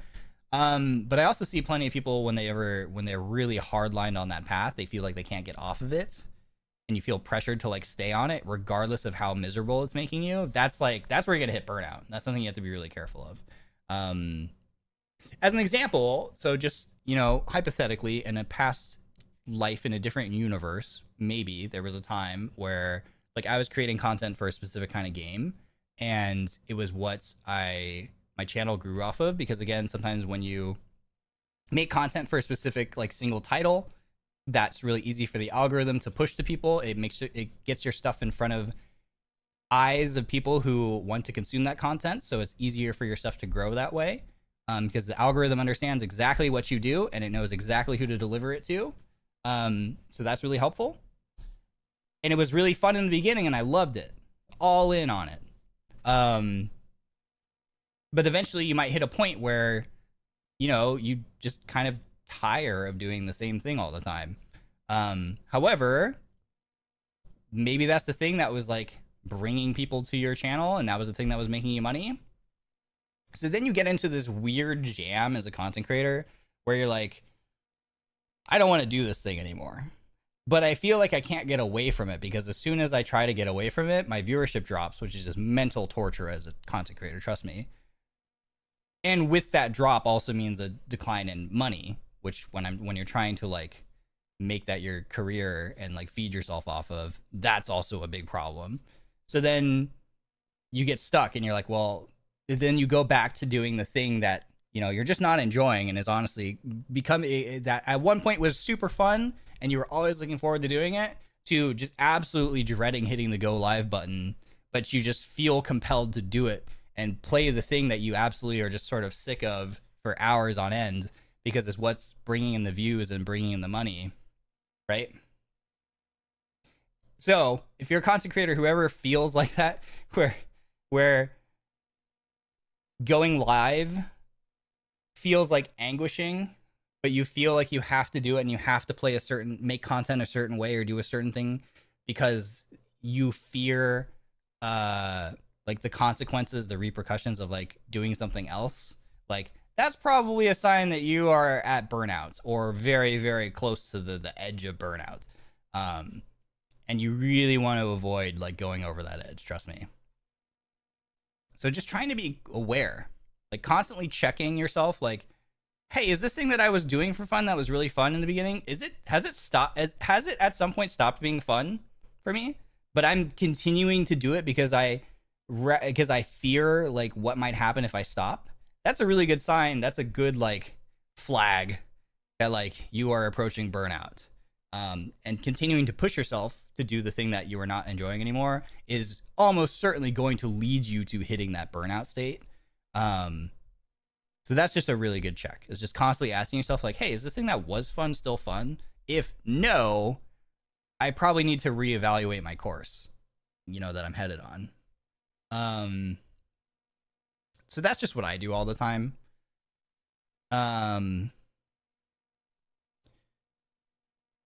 As well as like, yeah, and just like again, I've also preached like talked about like, I would caution people against, especially when you're newer and starting out. I would caution you against, making content, a certain type of content, or making content a certain way just because you've heard from someone somewhere that that's a good way to grow fast, right? Or grow more easily. And certainly that probably objectively is good advice and would work. But the thing that you might find is that you have to be really careful because the expectations that you set early on are what your audience is going to kind of hold you to. So if you're doing certain things a certain way or making certain content that you don't really connect with just for the sake of growing, you're going to get burned out on that. I almost guarantee it that you're going to get sick of doing that because you're like, this isn't what I want to be doing as a creator. I really want to be doing something else, right? And then you might find yourself in that trap I described where you're like, but I feel like I can't get away from the thing that I have been doing this whole time because I know that if I try to move away from it, I'm going to lose all the momentum that I've built up. I'm going to lose a decent chunk of my audience. With it is going to go with the revenue, like, and then you're going to be stuck and then you're going to be unhappy, right? So that's why I always preach, like, just do the things that you actually truly want to do. It will benefit you in the long run. There's an audience out there for everybody. Certain audiences just take a longer time for them to find you and for you to find them. And that's okay. You just got to be okay and be patient. It's better than like doing things a certain way to grow fast and hitting burnout really fast too. Yeah. Hi, Alice. Thanks for the supa. Very good advice for all artists too. Thank you. Yeah, absolutely. Thank you for the supa. Everybody these days tries to take shortcuts. Everybody's like racing. Everybody's sprinting. And that's why so many people flame out in like a year. Like I just see it over and over and over and over and over and over again.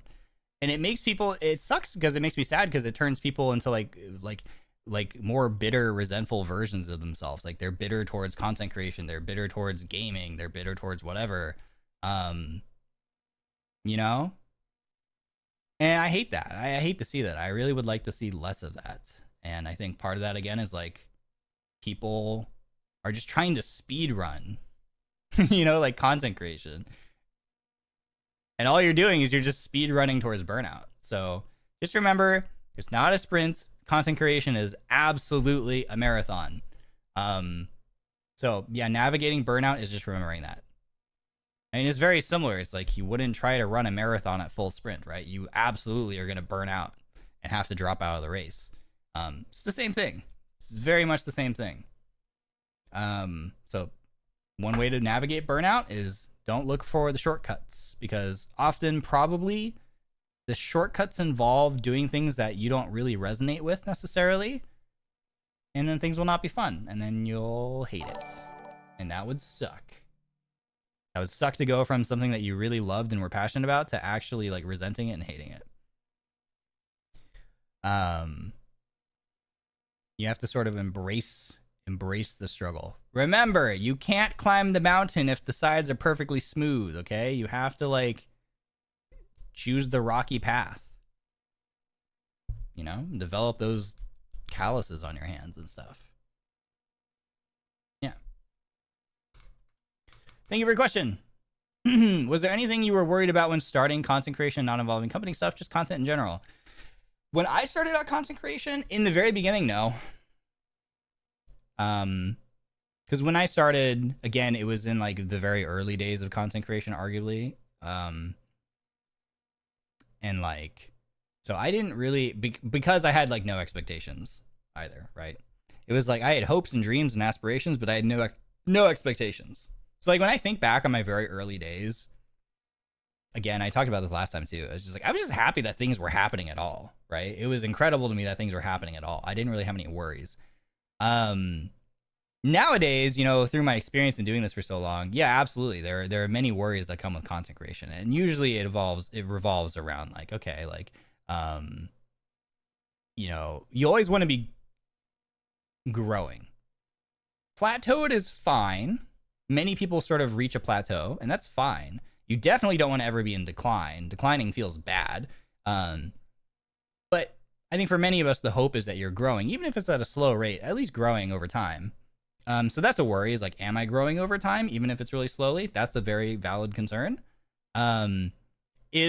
You know, another concern that content creators will deal with is like, is the thing that I want to do the thing that is going to resonate with my audience? Like, are people going to come watch me or support me if I do this thing that I actually really am passionate about? That is a very valid concern that even I still continue to struggle with to this day. Because like I said, when I write my schedules, I'm trying to balance things. I'm trying to balance the things that I want to do, but also things that I know that you will also maybe enjoy. I know that you are all like really wonderful, and I appreciate you so much where you're like, hey, just do whatever you want. We're going to watch you, which is the luckiest, best thing as a content creator. It is the biggest blessing, trust me. To know that like I can do whatever I want and I'm still going to have like a core audience who's there for it. But I absolutely want to also like be considerate of you and be like, here's the things that I think that you will particularly like, and I want to make sure that I toss in as well.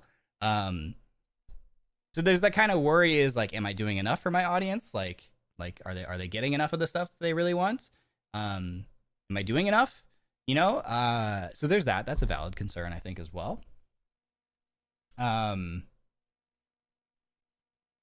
Yeah, there's so many worries that come with being a content creator. You know, I hate it, but money is absolutely a thing. Like everyone, you know, like that's something we all deal with, no matter whether you're a content creator or like whatever your occupation is. Yeah, so many different kinds of things. Bye, Nova. Eat and charge your phone, catch VOD gang. Yeah, what other, I'm trying to think what other like worries I've had over the years. I think it's mostly those things. And again, it goes hand in hand with like burnout. It's like, you know, I think a lot of creators at some point hit that point where they want to do something different than what they've been doing. A, because we're just creative individuals, but also B, just because like when you do the same thing over for a long time, like you just get bored of it. So there's always the worry when you're trying to transition and introducing a new thing that it's just not gonna hit. Because it might be something that you really, really want to take off, like you really are so hopeful it's going to hit and take off, and you're just so terrified of it not, right? Because that will feel terrible, and you know it will feel terrible. So that's a very valid concern too. Yeah. Nemu Lunar, thanks for hanging. Glad you were able to catch the stream. But yeah, hopefully that answers your question. Thank you. Hopefully that's a good response. Hi Ryoshi, since you're very consistent with your shorts uploads as a YouTuber, how do you maintain such consistency? I struggle a lot with managing my YouTube channel.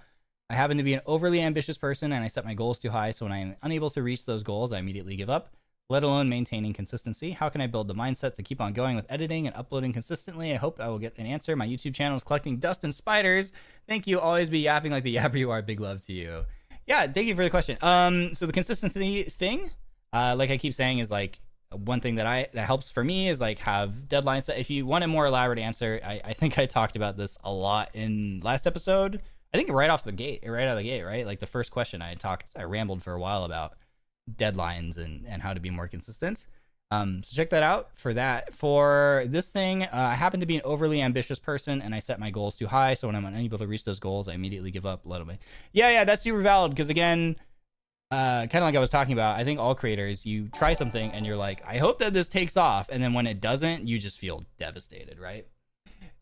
Neri, welcome back. A month already. I'm blue. Enjoy your blue badge. Thank you. Welcome back. But yeah, I think there's a lot of people, a lot of us who struggle with this all the time. So a friendly reminder is that, well, okay. So you're an overly ambitious person and you set your goals too high. So when you're able to reach those goals, I think the thing that you should like ask yourself is like, what are the parameters that you're giving yourself for like quantifying whether or not something is like successful and you reach that goal or not? Is it views on the video or whatever it is that you're doing, or views on the live stream? If it is, the thing I would try to remind you of is that, again, viewership is a measure of like success, but it is not the whole.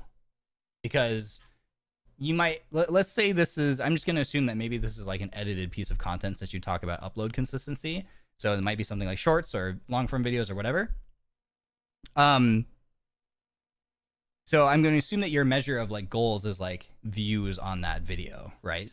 The thing I want to try to remind you of is that like views on a video, like the quality of the video, the thing that you make is a big part of the equation. However, you got to remember that it's an algorithm that's trying to put that video in front of the right set of eyeballs. And the algorithm just doesn't hit sometimes. Like the algorithm just whiffs. Like there are things that you can do to help ensure that it has a better chance of getting in front of the right audience though. So like paying attention to like your title, like the keywords that you're using in your title and in your video description, the metadata, like the tags that you give it. Those are all things that can assist the algorithm in making sure that it's getting put in front of the right set of eyes. Because if the algorithm doesn't like misidentifies who your video should be shown to, you know, let's say that just random example. Let's say you make a video about soccer and the algorithm goes, oh, this is a ball sport. So let's show this video to someone who has been watching videos about other ball sports. And it shows the video to someone who's only interested in watching golf videos. It's like, oh, these two videos have balls in them. Right? But you can see how that wouldn't like translate well to like, so you made this great video about soccer or football, whatever you want to call it. And the algorithm goes, oh, this is a ball sport. Let's go show it to someone who's been watching a bunch of other videos about ball sports. But like that person is like only there for golf, right? And then they see this video in their recommended feed. They're not going to click on it because they're like, oh, I see that's about soccer or football, but I just want to find more golf videos. I want to see golf balls. I don't want to see soccer balls. I'm interested in a different kind of balls, right? So then your video is just getting pushed by the algorithm to the wrong set of eyeballs. The other thing you have to remember is that like the algorithm, like the first hour that a video is live is like the most important part of its life cycle. The YouTube or video platforms generally, typically, for the most part, my understanding is that they use that first hour of the video being live to really determine whether or not it's a video that they need to keep pushing to more people. If it's a video that, like, for example, you upload a video and it successfully gets in front of the right set of eyeballs, those people watch the video, like watch the whole entire thing, they're clicking like, they're sharing it with people, they're commenting, you know, whatever. All of those are factors that are telling the algorithm like, hey, this video is really popular. Keep pushing it to more people. Keep showing it. Because you got to think, there's a bajillion videos going live every single second on this platform. And so the algorithm's like, which one, it's not pushing all of them to everyone all at the same time, right? It's trying to decide which ones are worth showing and which ones are worth stopping showing. Like it has to like decide. It's like, okay, well, we pushed this one more and this one's not doing well, so we just don't bother trying to show this one anymore. And that's why some videos just feel like they hit a wall, right? You'll upload a video and it'll get some views and then it feels like it just stops, right? It's probably because the algorithm was like, okay, well, in the first hour, we just didn't see the analytics that tell us that this is like worth trying to push to more people. We already got, ever since you uploaded that, we got a bajillion more videos and some of those ones just like took off. So we're just going to keep pushing those ones, right? So always try to be patient and kind to yourself when you're making contents. And you got to remember that like the way that you feel about a piece of content truly needs to come from within you. Are you satisfied with like the message that you put into that, the way that you edited it and framed it and wrote you know, like set up the plot, like the timeline, the story that you told. That's ultimately the most important thing. I always caution people on using like views as like the measure of whether or not they achieve a goal on thing, because again, like views can be really fickle and you only have so much control over them, right? The other thing too is like you just have to keep doing it, because that's another, my understanding, a part of algorithms these days is like they are also looking for people. You ask me, how do I maintain such consistency? It's like, try to flip that around, and it's like, if I'm trying to hit goals, you have to understand that you actually have to be consistent in order to achieve the goals. Like the consistency comes first. You have to be consistent with uploading a bunch of videos that don't take off, right? Because that at least shows the algorithm that like, oh, you're a creator that's worthwhile promoting, because you're not just gonna stop uploading videos, right? You know, we pushed your video only for you to stop making videos, right? You have to kind of like almost like show the algorithms, I think, on the platforms that like you are someone who is dedicated to continuing to provide worthwhile content on that platform. And then, you know, I personally think that maybe that leads to your stuff getting a higher chance of consistently getting pushed no matter what you make, right? I'm sure you've seen accounts where it just feels like every single video they push out kind of like hits, but you have to understand that they worked their ass off probably to get to that point of just constantly uploading things. Plenty of videos that didn't take off, especially in the beginning, the early part of their stuff. So it's just consistency, it's volume, and separating, you know, separating your satisfaction with the video from like the views that it gets. Part of the problem too is like we have this expectation these days that like a video has to be viral for it to be good, right? Or we have this expectation that like you make something and it's going to be viral, and when it's not viral, it's like a failure, it's a flop. And it's tough because like it's a really easy pitfall, because it's so easy to see the like very small, like let's just say 1% of people who have stuff that just pops off, right, and they become successful as like the expectation, because those are the ones that are always talked about, right? So it's for like every person that you see being successful or has a video, even just like a one-hit wonder that takes off, there's literally millions of other content creators who fell way short of that mark. So don't look at like the very narrow like 1% and let that sort of like color your expectations for how your content creation journey will go, because it's incredibly unrealistic. The much greater reality is that content creators make a video and upload it and it gets like 10 views and then stops getting views. And you have to just keep pushing out videos that are of good quality, by the way. You don't just push out videos for the sake of pushing out videos. Like they still also have to be like interesting and engaging, right? Because then you're just making a bunch of stuff that like is never gonna, no matter how many of them you make, is never gonna take off. Like it's still all the videos that you're putting out, each individually need to be able to stand on their own 2 feet and potentially be like a viral video in a sense, if that makes sense. And you just gotta, if that's your goal of growth and you know, that kind of thing is your goal, you just gotta do that. You gotta hold yourself to a certain quality standard and find your ways to make sure that you're putting out those videos a lot. It sucks. Believe me, I understand. That is just the game you have to play. That's the state that we're at in terms of like this space as a result of it becoming so popular and honestly like flooded and saturated. It is a result of everybody competing for attention. It is also a result of the way that video platforms and stuff operate, right? Attention of the viewers, of the watchers, is their currency. So naturally, they prioritize whatever seems to command the most attention. So you need to make sure that the content you're making is stuff that will command that attention, and you have to like keep trying to show the algorithm like, hey, if you do push my stuff, it's gonna be worth your while. It's gonna translate to dividends, right? And absolutely, it's tough and it's really hard. And that's the peace you have to make with yourself when you decide that you want to do this as something that's more than a hobby. You absolutely have to make that peace. And just ask yourself if you're okay with that.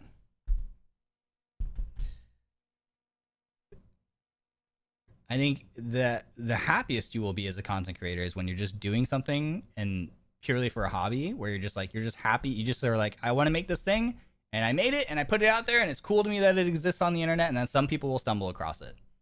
You know, that's like the most pure, innocent form in my mind of like content creation, and I think that's such a beautiful thing. But I absolutely recognize that most people these days want something a little bit more than that, and that's totally cool too. But you're gotta understand it's gonna come with sacrifices, but it is also absolutely doable and absolutely achievable. You just gotta put in the work. And absolutely too, there are some people who just get absolutely dumbfoundedly lucky. That is also a huge part of this space as well. But don't look at the people who are lucky and expect that to be the status quo. That is the outlier. Never use the experience of like the outliers to set your expectation for how your experience will go. They are not the status quo. They are the outliers. So just remember that too. Really important. Thank you for your question.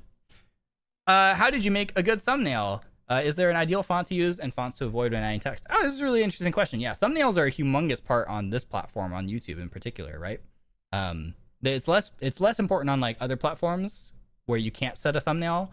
Thinking of Twitch as an example, if you're a live streamer on Twitch, you can't like, when you're live, you don't have a thumb. Like YouTube is different, right? YouTube is like, you make a thumbnail for the live stream, as well as just being like a video upload platform as well. So thumbnails are a huge part of it. Yeah, good thumbnails, in my personal opinion, as far as like ideal fonts, the font should be legible, obviously. So really narrow, skinny fonts, or maybe something that's more like a calligraphy style, like cursive. Less than ideal. They are harder to read. However, I don't really think font is that important at all. So to be hypocritical and say, at the same time, he put font, it isn't even necessarily important if it's legible. Sometimes. Depends on how important the text is that you're trying to, like, when you choose to put text on your thumbnail, how important is that text to the message you're trying to get across, right? Is it really that relevant? Because if it's not super important, it doesn't have to be super legible. Now, if it is really important, then obviously you want it to be as legible as possible. So in my opinion, bolder, thicker fonts work really well. You got to remember that most people watch stuff on phones too. So they're scrolling on their phone, which is a small screen compared to like a 24-inch desktop size, right?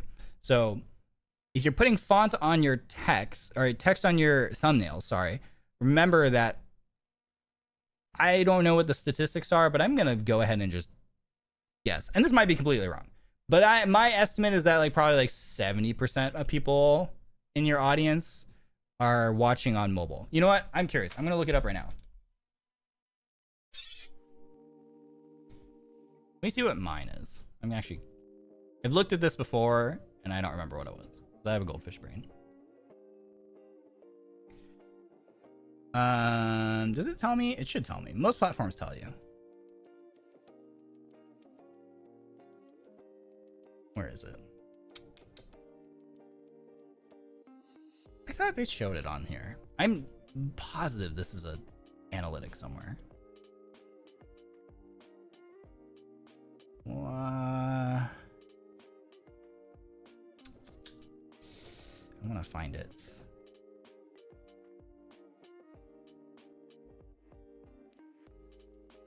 It's got to be somewhere. How do I find that?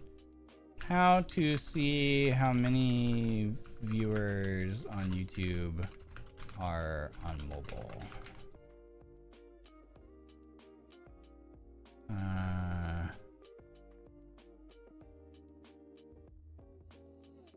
Well. Oh, maybe it's this one. Advanced mode. Not traffic source.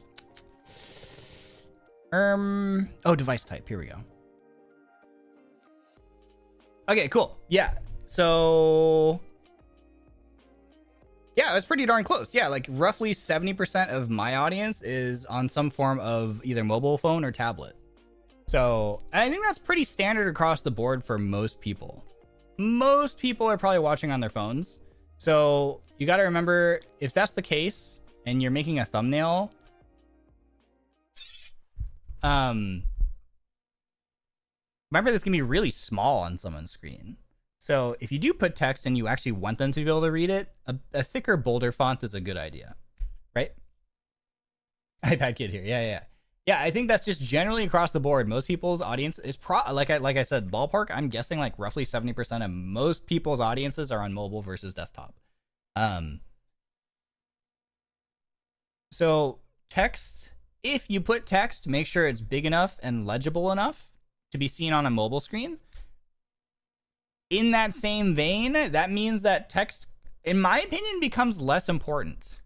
Arguably, more important factors than like words on the thumbnail are things like it should be, in my opinion, easily identifiable what the content is. So for me as a gaming content creator, I ideally probably want you to be able to identify like what the game is, right? By putting some sort of maybe like snapshot of the gameplay in the background. This becomes tricky, you know, because you have to be careful. There are some companies with some games where they're like, please don't use any of assets from our game in your thumbnail, right? That's just the way that they want their intellectual property to be handled, and you should be wary of that and check that kind of stuff and be respectful of that. So there are some games where it's like, hey, don't use screenshots of gameplay, don't use our logo, whatever. So that can make things tricky. So then you have to find more creative ways around that.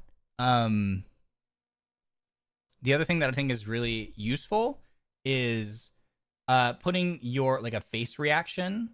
That's why so many thumbnails of like top creators have a thumbnail of them like with reacting to something, and that and it's great because like as a human, we see other human faces and we understand the emotion that they're trying to convey and what that, like, we understand what they must be feeling.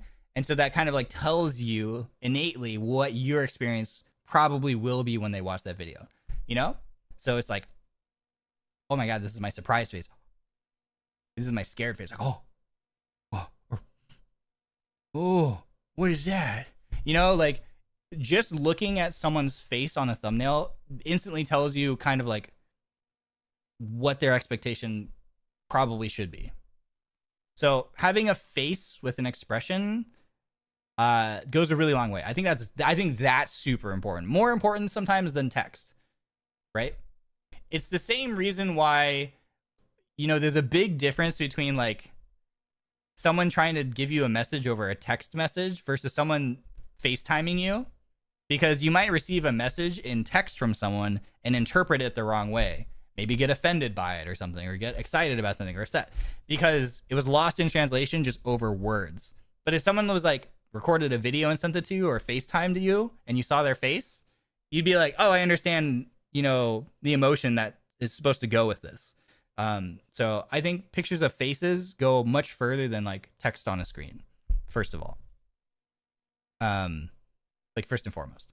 So I think the more important elements of a thumbnail are the graphic itself, like is it a screenshot of gameplay if you're able to do it, and most importantly in my opinion, the facial expression that goes with it.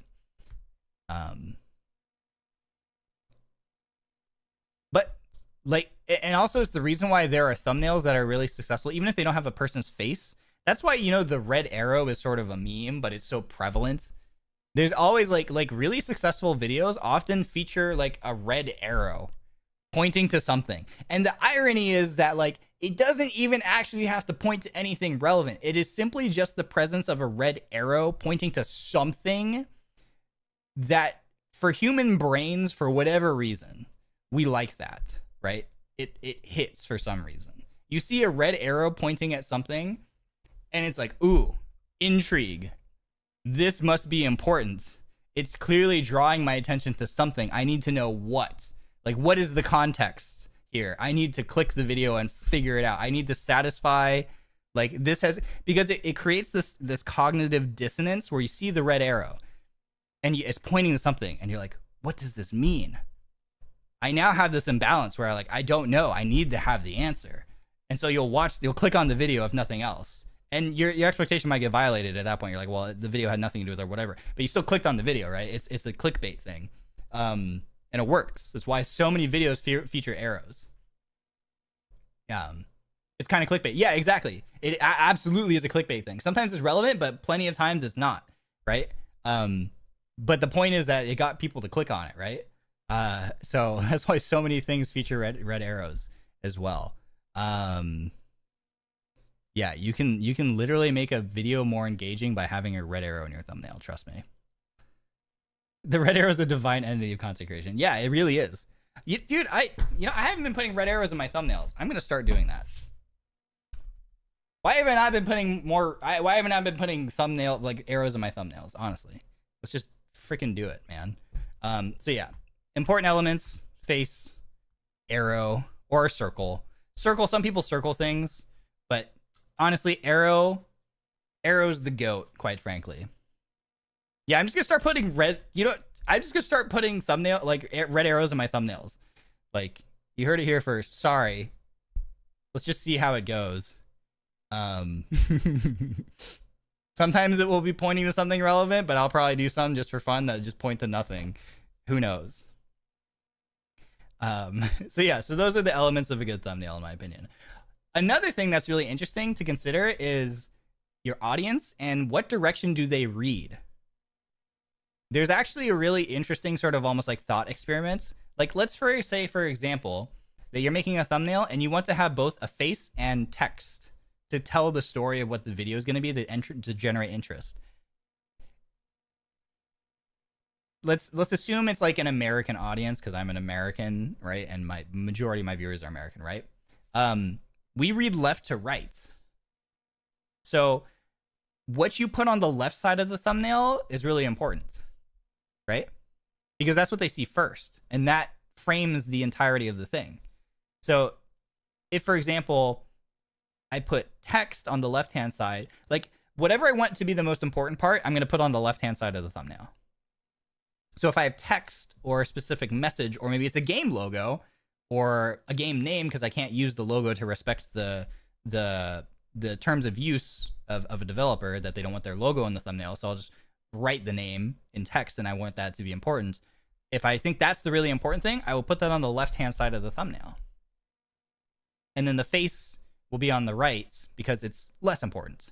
It's still important. It's going to be a big determining factor, but it's slightly less important.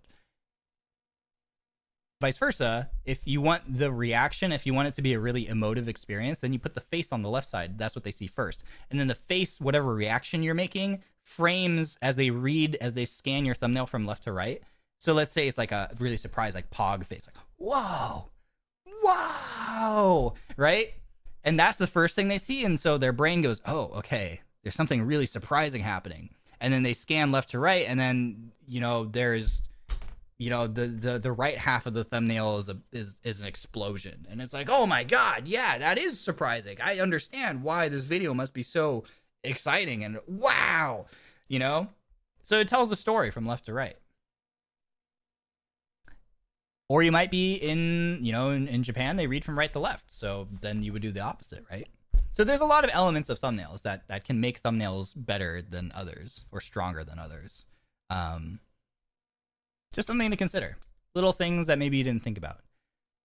People read from left to right, and they read from top to bottom in America. So if you're trying to cram multiple elements onto the screen, that's also something to think about. Relevant information should be in the top left, and less relevant information will go in the bottom right, right? Because they will scan from left to right, top to bottom. Hopefully that answered your question. Thank you. Is that the last question? Oh my God, that was the last question. And we're like at 2 hours. I did it! Ryoma Barrenwort, have successfully not had a stream run over time that I planned for it to. That's crazy. Oh my God. He did it. He did the thing, finally. That's crazy. Right on the mark. How does he do it? Thank you so much, everyone, for all your questions. I hope that you enjoyed the first 2 episodes of Ryo Mondays answering your content creator stuff. Yeah, it's not a 1 billion hour stream, not clickbait. Real. Oh my god, you won't believe what happens next.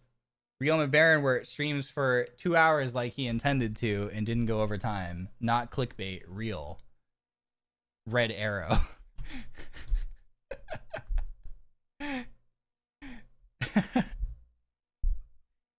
But yeah, this was a lot of fun. I hope that this gave you a little more insight into the life of a Corpo VTuber, of a content creator. I took lots of notes for Ryoma Sensei. Oh, thank you, Anime Impulse.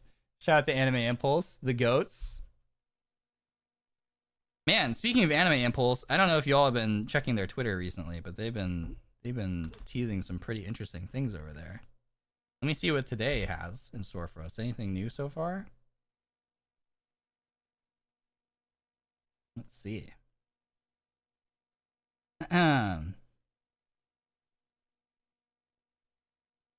Yeah, you all should check out Anime Impulse on Twitter, by the way.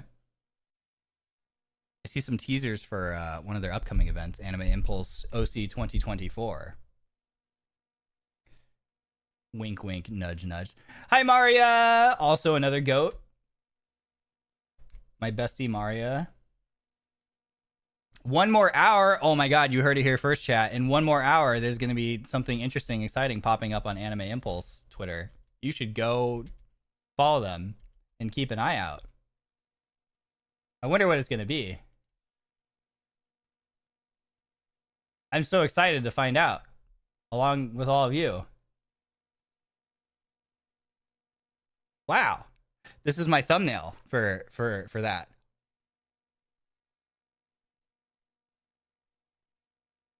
Red arrow pointing to Anime Impulse Twitter profile picture.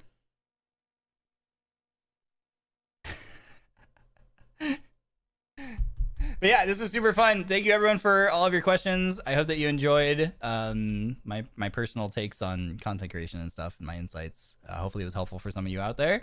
Next week, I think I'm just going to do an AMA. So I will also follow me on Twitter as well. I will post the marshmallow and open that up soon, TM. So you can just answer your questions, submit your questions that you have for me about me. And then we'll have to think of like a theme for future things as well. So we can have like some other cool talk. I had a topic and I've forgotten. Like, I had another topic ready to go. So I'm saying that's going to be an AMA because it's fallen out of my head. So maybe unless it comes back, I'll change. But I think for this week we'll just do AMA, and then next week after that, hopefully I'll remember it again, and then average experience with Ryoma Barrenwort. Things just fall out of my head. But yeah, I hope that you've been enjoying Ryo Mondays. I've been having a lot of fun with these as well. Ms. Riddle, thank you for the 2-month resub. Can't wait for the next episode. And yay, 2 months. Yay, 2 months. Yippee. All right, friends. That was it. This feels weird because normally this is the part where I would just ramble on for at least another half hour. And then maybe a senpai raids me and I'm like, crap, well, now I can't end. So then we just keep going for another at least an hour and a half, right? And then before we know it, it's like a 7-hour VOD. VOD gang, I salute you. Please enjoy this 2-hour VOD. This might be the shortest stream ever. That's crazy to think about. So I'm going to get out of here. I am going to probably get some rest. I have some offline work to grind today as well. But I also can just feel it in my bones that I might just guerrilla stream today because I really want to play I either want to play Apex or I want to play Hawk Ops and maybe just solo run. If I can grab some EN members to come play with me, I will. But I might just solo some extraction mode in that game because I want to dive into it. It's a cool sort of blend of Escape from Tarkov and like Battlefield/COD from what I saw. It's like a very toned, because if you're familiar with Tarkov, it's a very toned down version of like the loot with the gunplay mechanics of like COD basically. So yeah. What else? Tomorrow is our collab with Reimu Senpai and Claude Senpai. So make sure you tune into that as well. Oh yeah, I need to post my schedule. But so I'm just letting you know now. I'll put the waiting room out for that. So we're gonna be playing an extraction shooter together. Yay! I'm excited to hopefully introduce some of you all to extraction shooters, because I know some people are like, what's extraction shooter? So you'll get to find out tomorrow. So make sure you tune into that as well. Sound good? Sounds good. Collab, yippee! Yay! Tuki, thank you for the 2 months. Thank you for the stream. Always love hearing your insights and thoughts. Appreciate being here. Thank you. I appreciate you watching. Let's see.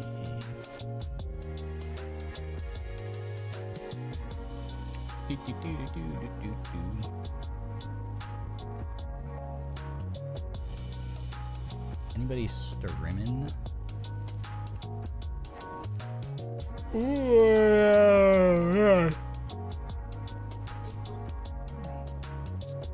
Let's see, how long has Shu been going for? 2 hours? Are they still playing Among Us?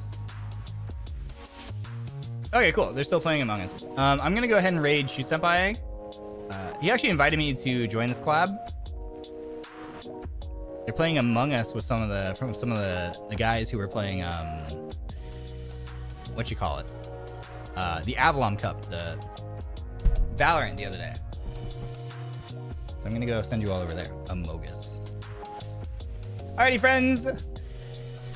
I'm out of here. Wait. There's no way. There's no way. This is what exactly I talked about. Hex, I appreciate you so much, man. I love you, bro. Dude, I literally... Oh my god. I literally called it. This is so funny. There's no way. I was like... No, don't be sorry at all. This is so funny because, okay, so for everyone coming from Hex's stream, welcome in. Hi, I'm Ryoma. We were doing this new series called RyoMondays. The whole point of which, most of my streams just go on forever, right? I'm really bad about just like uncapped stream lengths, so I just make the VOD gang absolutely suffers here. Right, because I'll be like, oh yeah, it'll be like a 3 or 4 hour stream. Like, we're playing a game or whatever, you know, I'm gonna keep it short so the VOD gang can catch up on the plot or whatever, and then freaking 7 or 8 hours later, right, and then I'm finally ending. So the whole point of this segment is that I keep it to like 2 hours, right? So that this is like a regular piece of content that happens every Monday, where it's only 2 hours in length is my goal, so that like VOD gang, I almost want it to be like kind of like a podcast or whatever, right? So you can like listen to it in the background while you work, or VOD gang can catch up on it really easily. So I try to keep it to 2 hours. My Tummy and Ms. Riddle, thank you both for the 5 gifties. What the heck? Thank you. I appreciate you. And I was so excited today because I ended it exactly. So for context, this is a segment where like I take your questions from Marshmallow. And I answer them in like a 2 hour format. So episodes 1 and 2, we just concluded episode 2, or I'm talking about just questions about content creation. So if you want advice from me, a Corpo VTuber, or you're just like, whether you're a fellow content creator or you're a fan who's just curious about like the life of a content creator and kind of the struggles and the processes that we go through, like whatever, all the insights that you want. That's the whole context of this for these first 2 episodes. And then next week will probably just be an Ask Me Anything format. But I was so proud of myself because I finished the last question at like exactly the 2 hour mark. And I was like, guys, I'm rambling here at the end because I just don't know how to wrap up streams. Astrid, thank you so much for the 5 gifties. I appreciate it. Thanks for sharing that with the community. And I'm so proud of myself. I need to end the stream and not do what I always do, which is just continue to ramble and yap, because what will inevitably happen is like a senpai might like come in and raid, and then I'll be like, oh my God, no, I have to keep streaming now.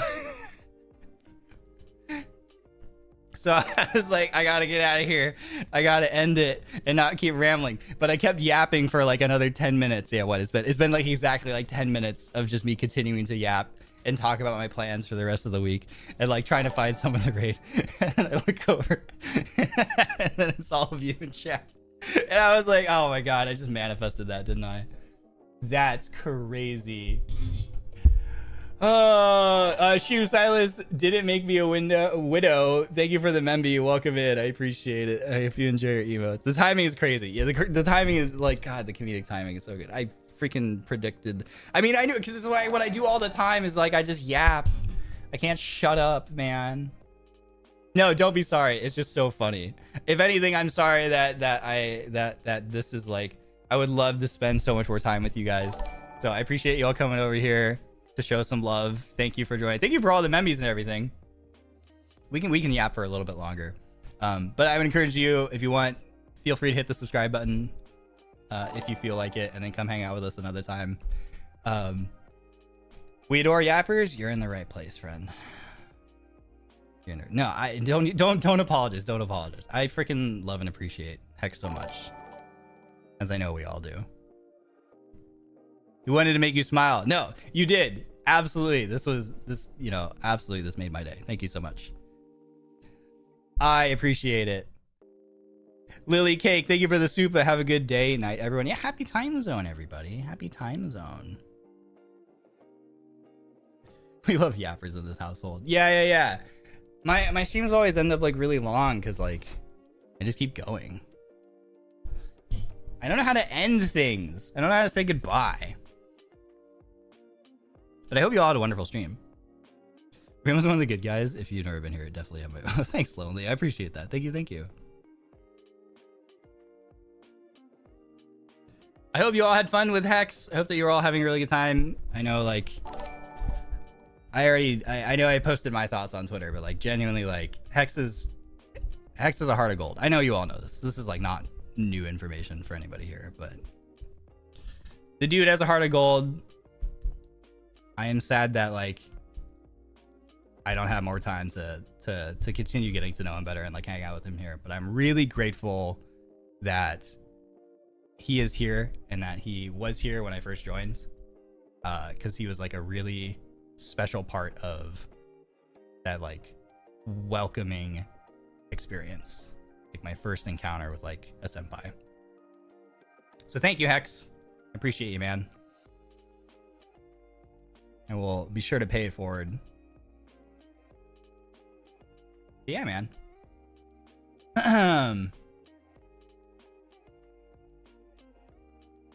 We got a Niji record, but you might want to beat it. Yeah, you guys are everyone here is super welcome. I can if you like what you see, consider hitting the sub button. Come and hang out with us anytime. We got a really nice, friendly, chill community here. What else should I do? I play video games. I am a dude who plays games and yaps. That's me in a nutshell. Yeah, so next week we're going to do another one of these. We'll do episode 3 of RyoMondays. I think it's just gonna be an Ask Me Anything format, so you can ask me any of those questions that you have there. I'll post the thing on Twitter. Kazu, thank you for the super. Guys, subscribe to Ryoma. He saved my 20 cats from burning building with this. Shut up, dude. Shut up, man. You left out the part where I rescued them in my gold-plated Lambo, actually, Kazu. Don't forget. Yeah. It allowed me to get there so fast. I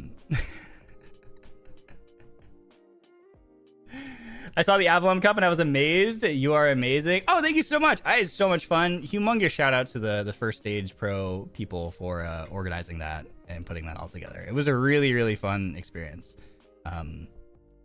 Especially from like a player standpoint, because I'm like a baby Valo player, so like I wasn't sure how things would go for me. That was like only like my like six time like playing Valo. I'm like level 11 in Valorant.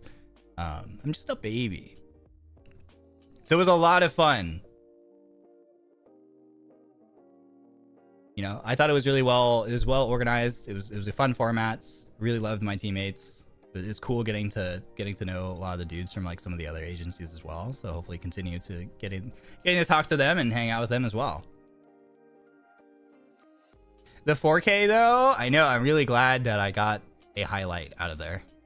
You know. Who won the Avalon Cup? Oh, his team Blala Lads? actually don't remember like which team that was. I actually don't remember which team came in first. I do know which team came in last, and that was our team. However, the final game that we played was amazing, and I think that the comeback that we pulled off in our final game basically makes us a winner in my mind at the very least, if nothing else, right? Was it Roscoe's team? Was it Roscoe's team that got first place? Let me see. So if it was Roscoe's team, then that roster was let's see. That would mean that was a... Oh, yeah, that's right, because it was Ike, Senpai, and Claude. Yeah, obviously. Yeah, duh. Yeah. So it was Roscoe Graves, Ike, Senpai, Claude, Senpai, and Octavio from Hollow. That's right. God, because Claude is just a freaking demon, dude. I'm also a professional yapper. We are not alone. What kind of noise does a witch's vehicle make? Broom, broom. Have a wonderful day, Rio. Thanks, Bunny Mime. I appreciate the super. Thank you.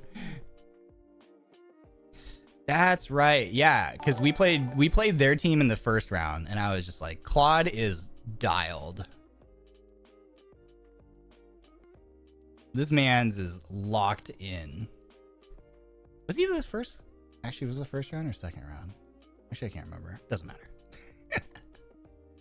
I got killed by Ike a couple times too. Like Ike steamrolled me in a couple of those ones too.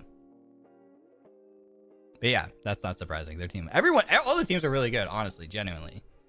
Our team was really good too. We just had some unlucky, we had some unlucky rounds where, you know, most of our games were relatively close, I feel like.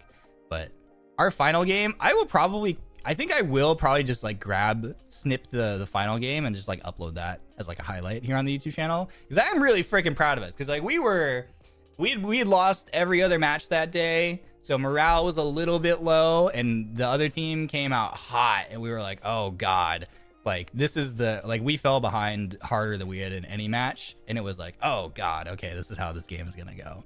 We freaking pulled it back. We snatched victory from the jaws of defeat, and it felt epic. It was so cool.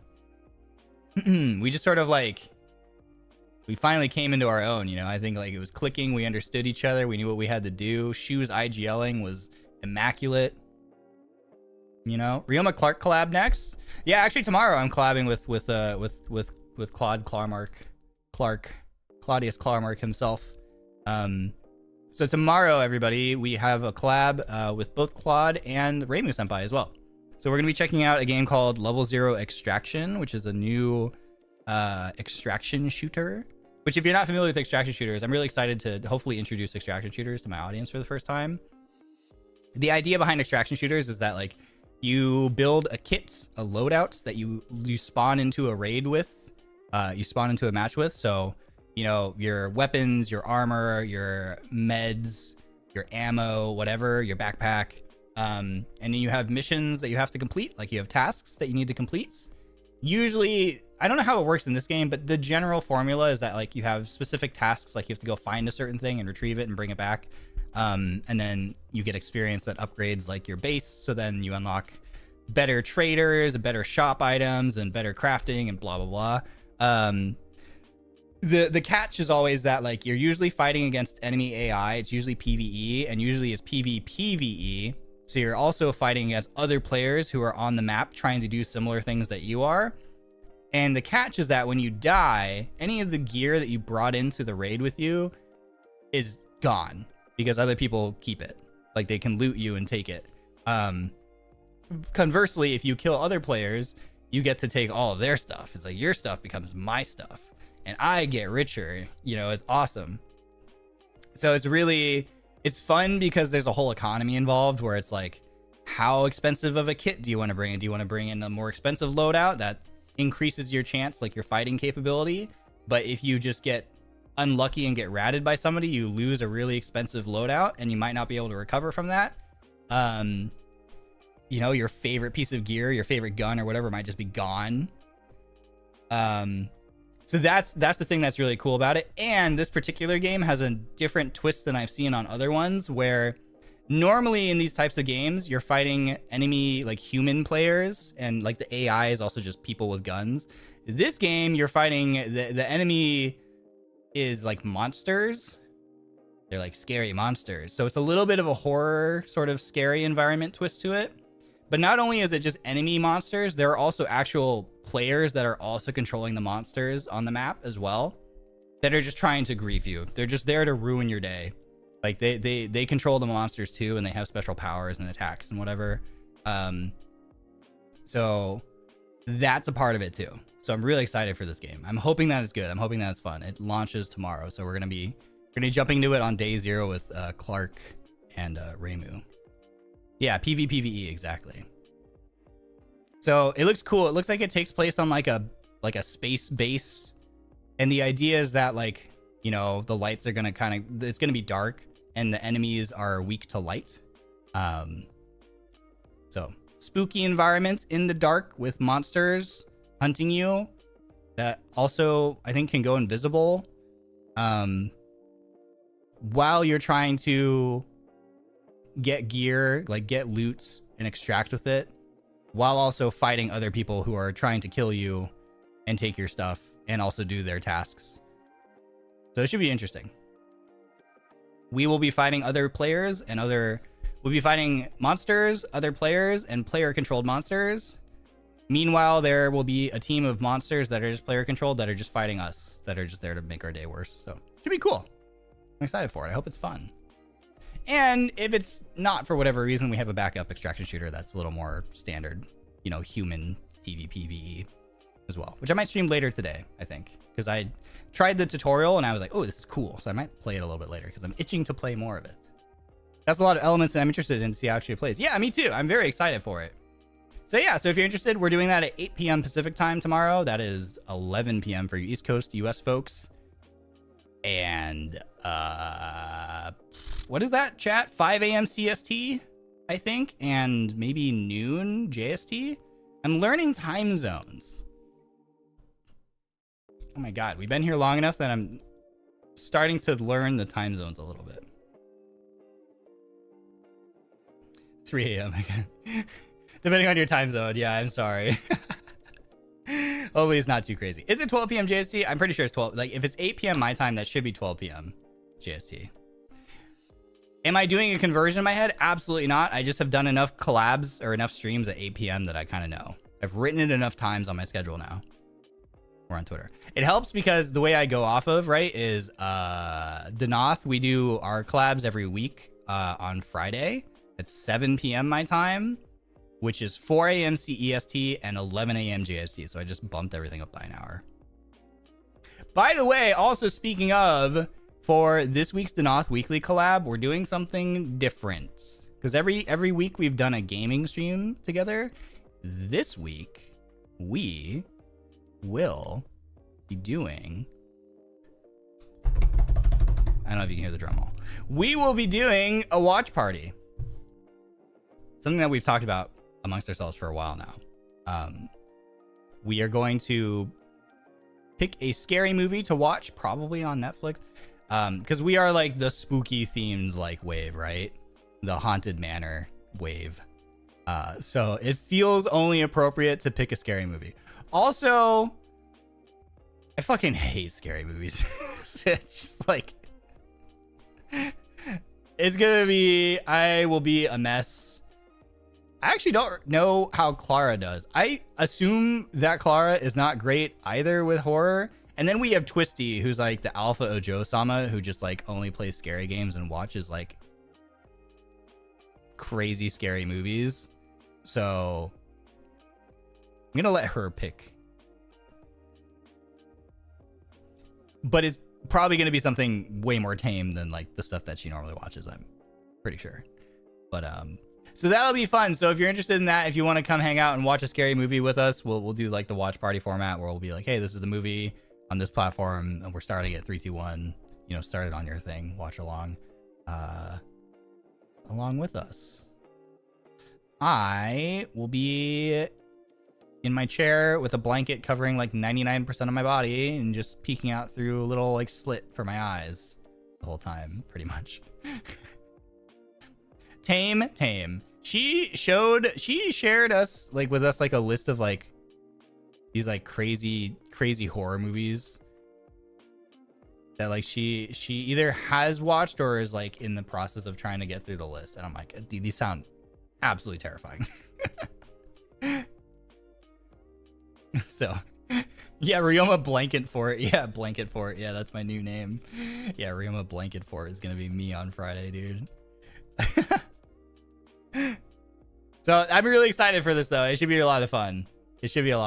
So consider coming and hang out with us on Friday at 7 p.m. Pacific time as well if you want to watch a scary movie with all of us, or just, you know, tune in to watch me suffer.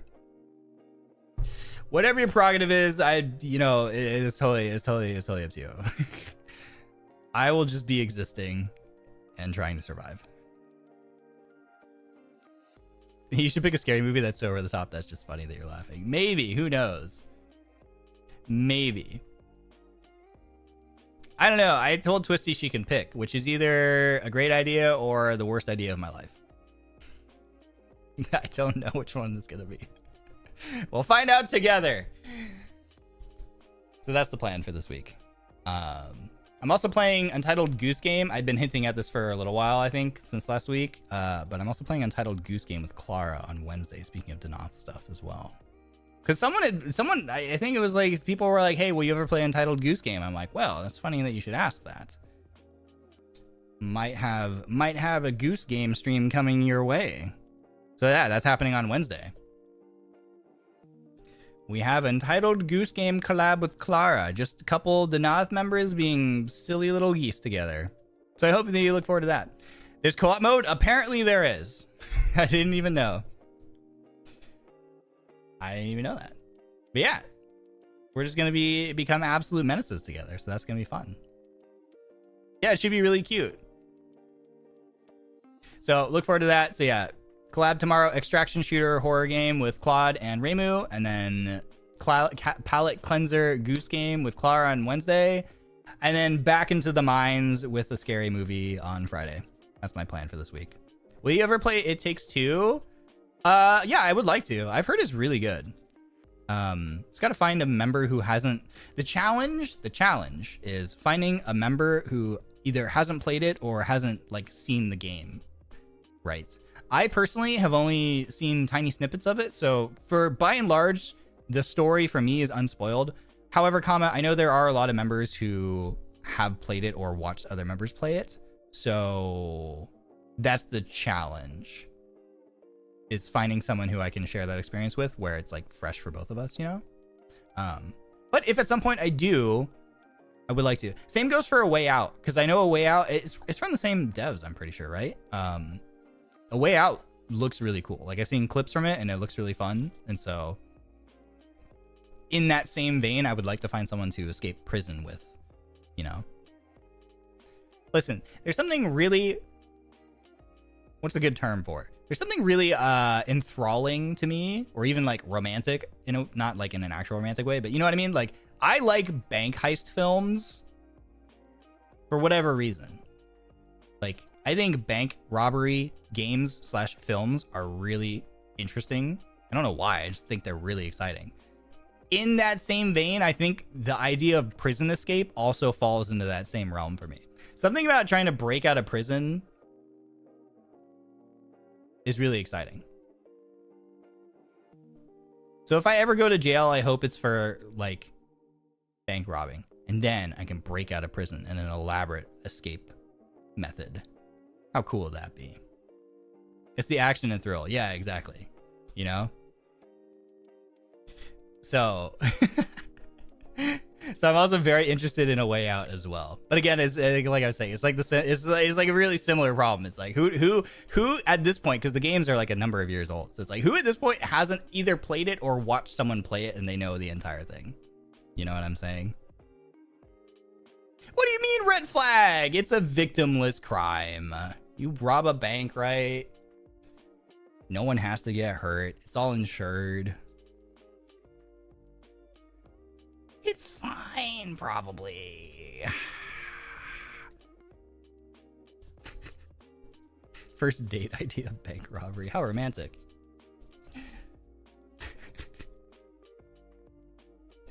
Out of curiosity, have you ever played Deceive Inc? It is like Apex with a heist aspect. I feel like I've heard of this. What do you mean red flag? Is this my first red flag, chat? Oh my god. I've heard of Deceive Inc, I'm pretty sure. Let me see. Once I see the thumbnail, I'll know.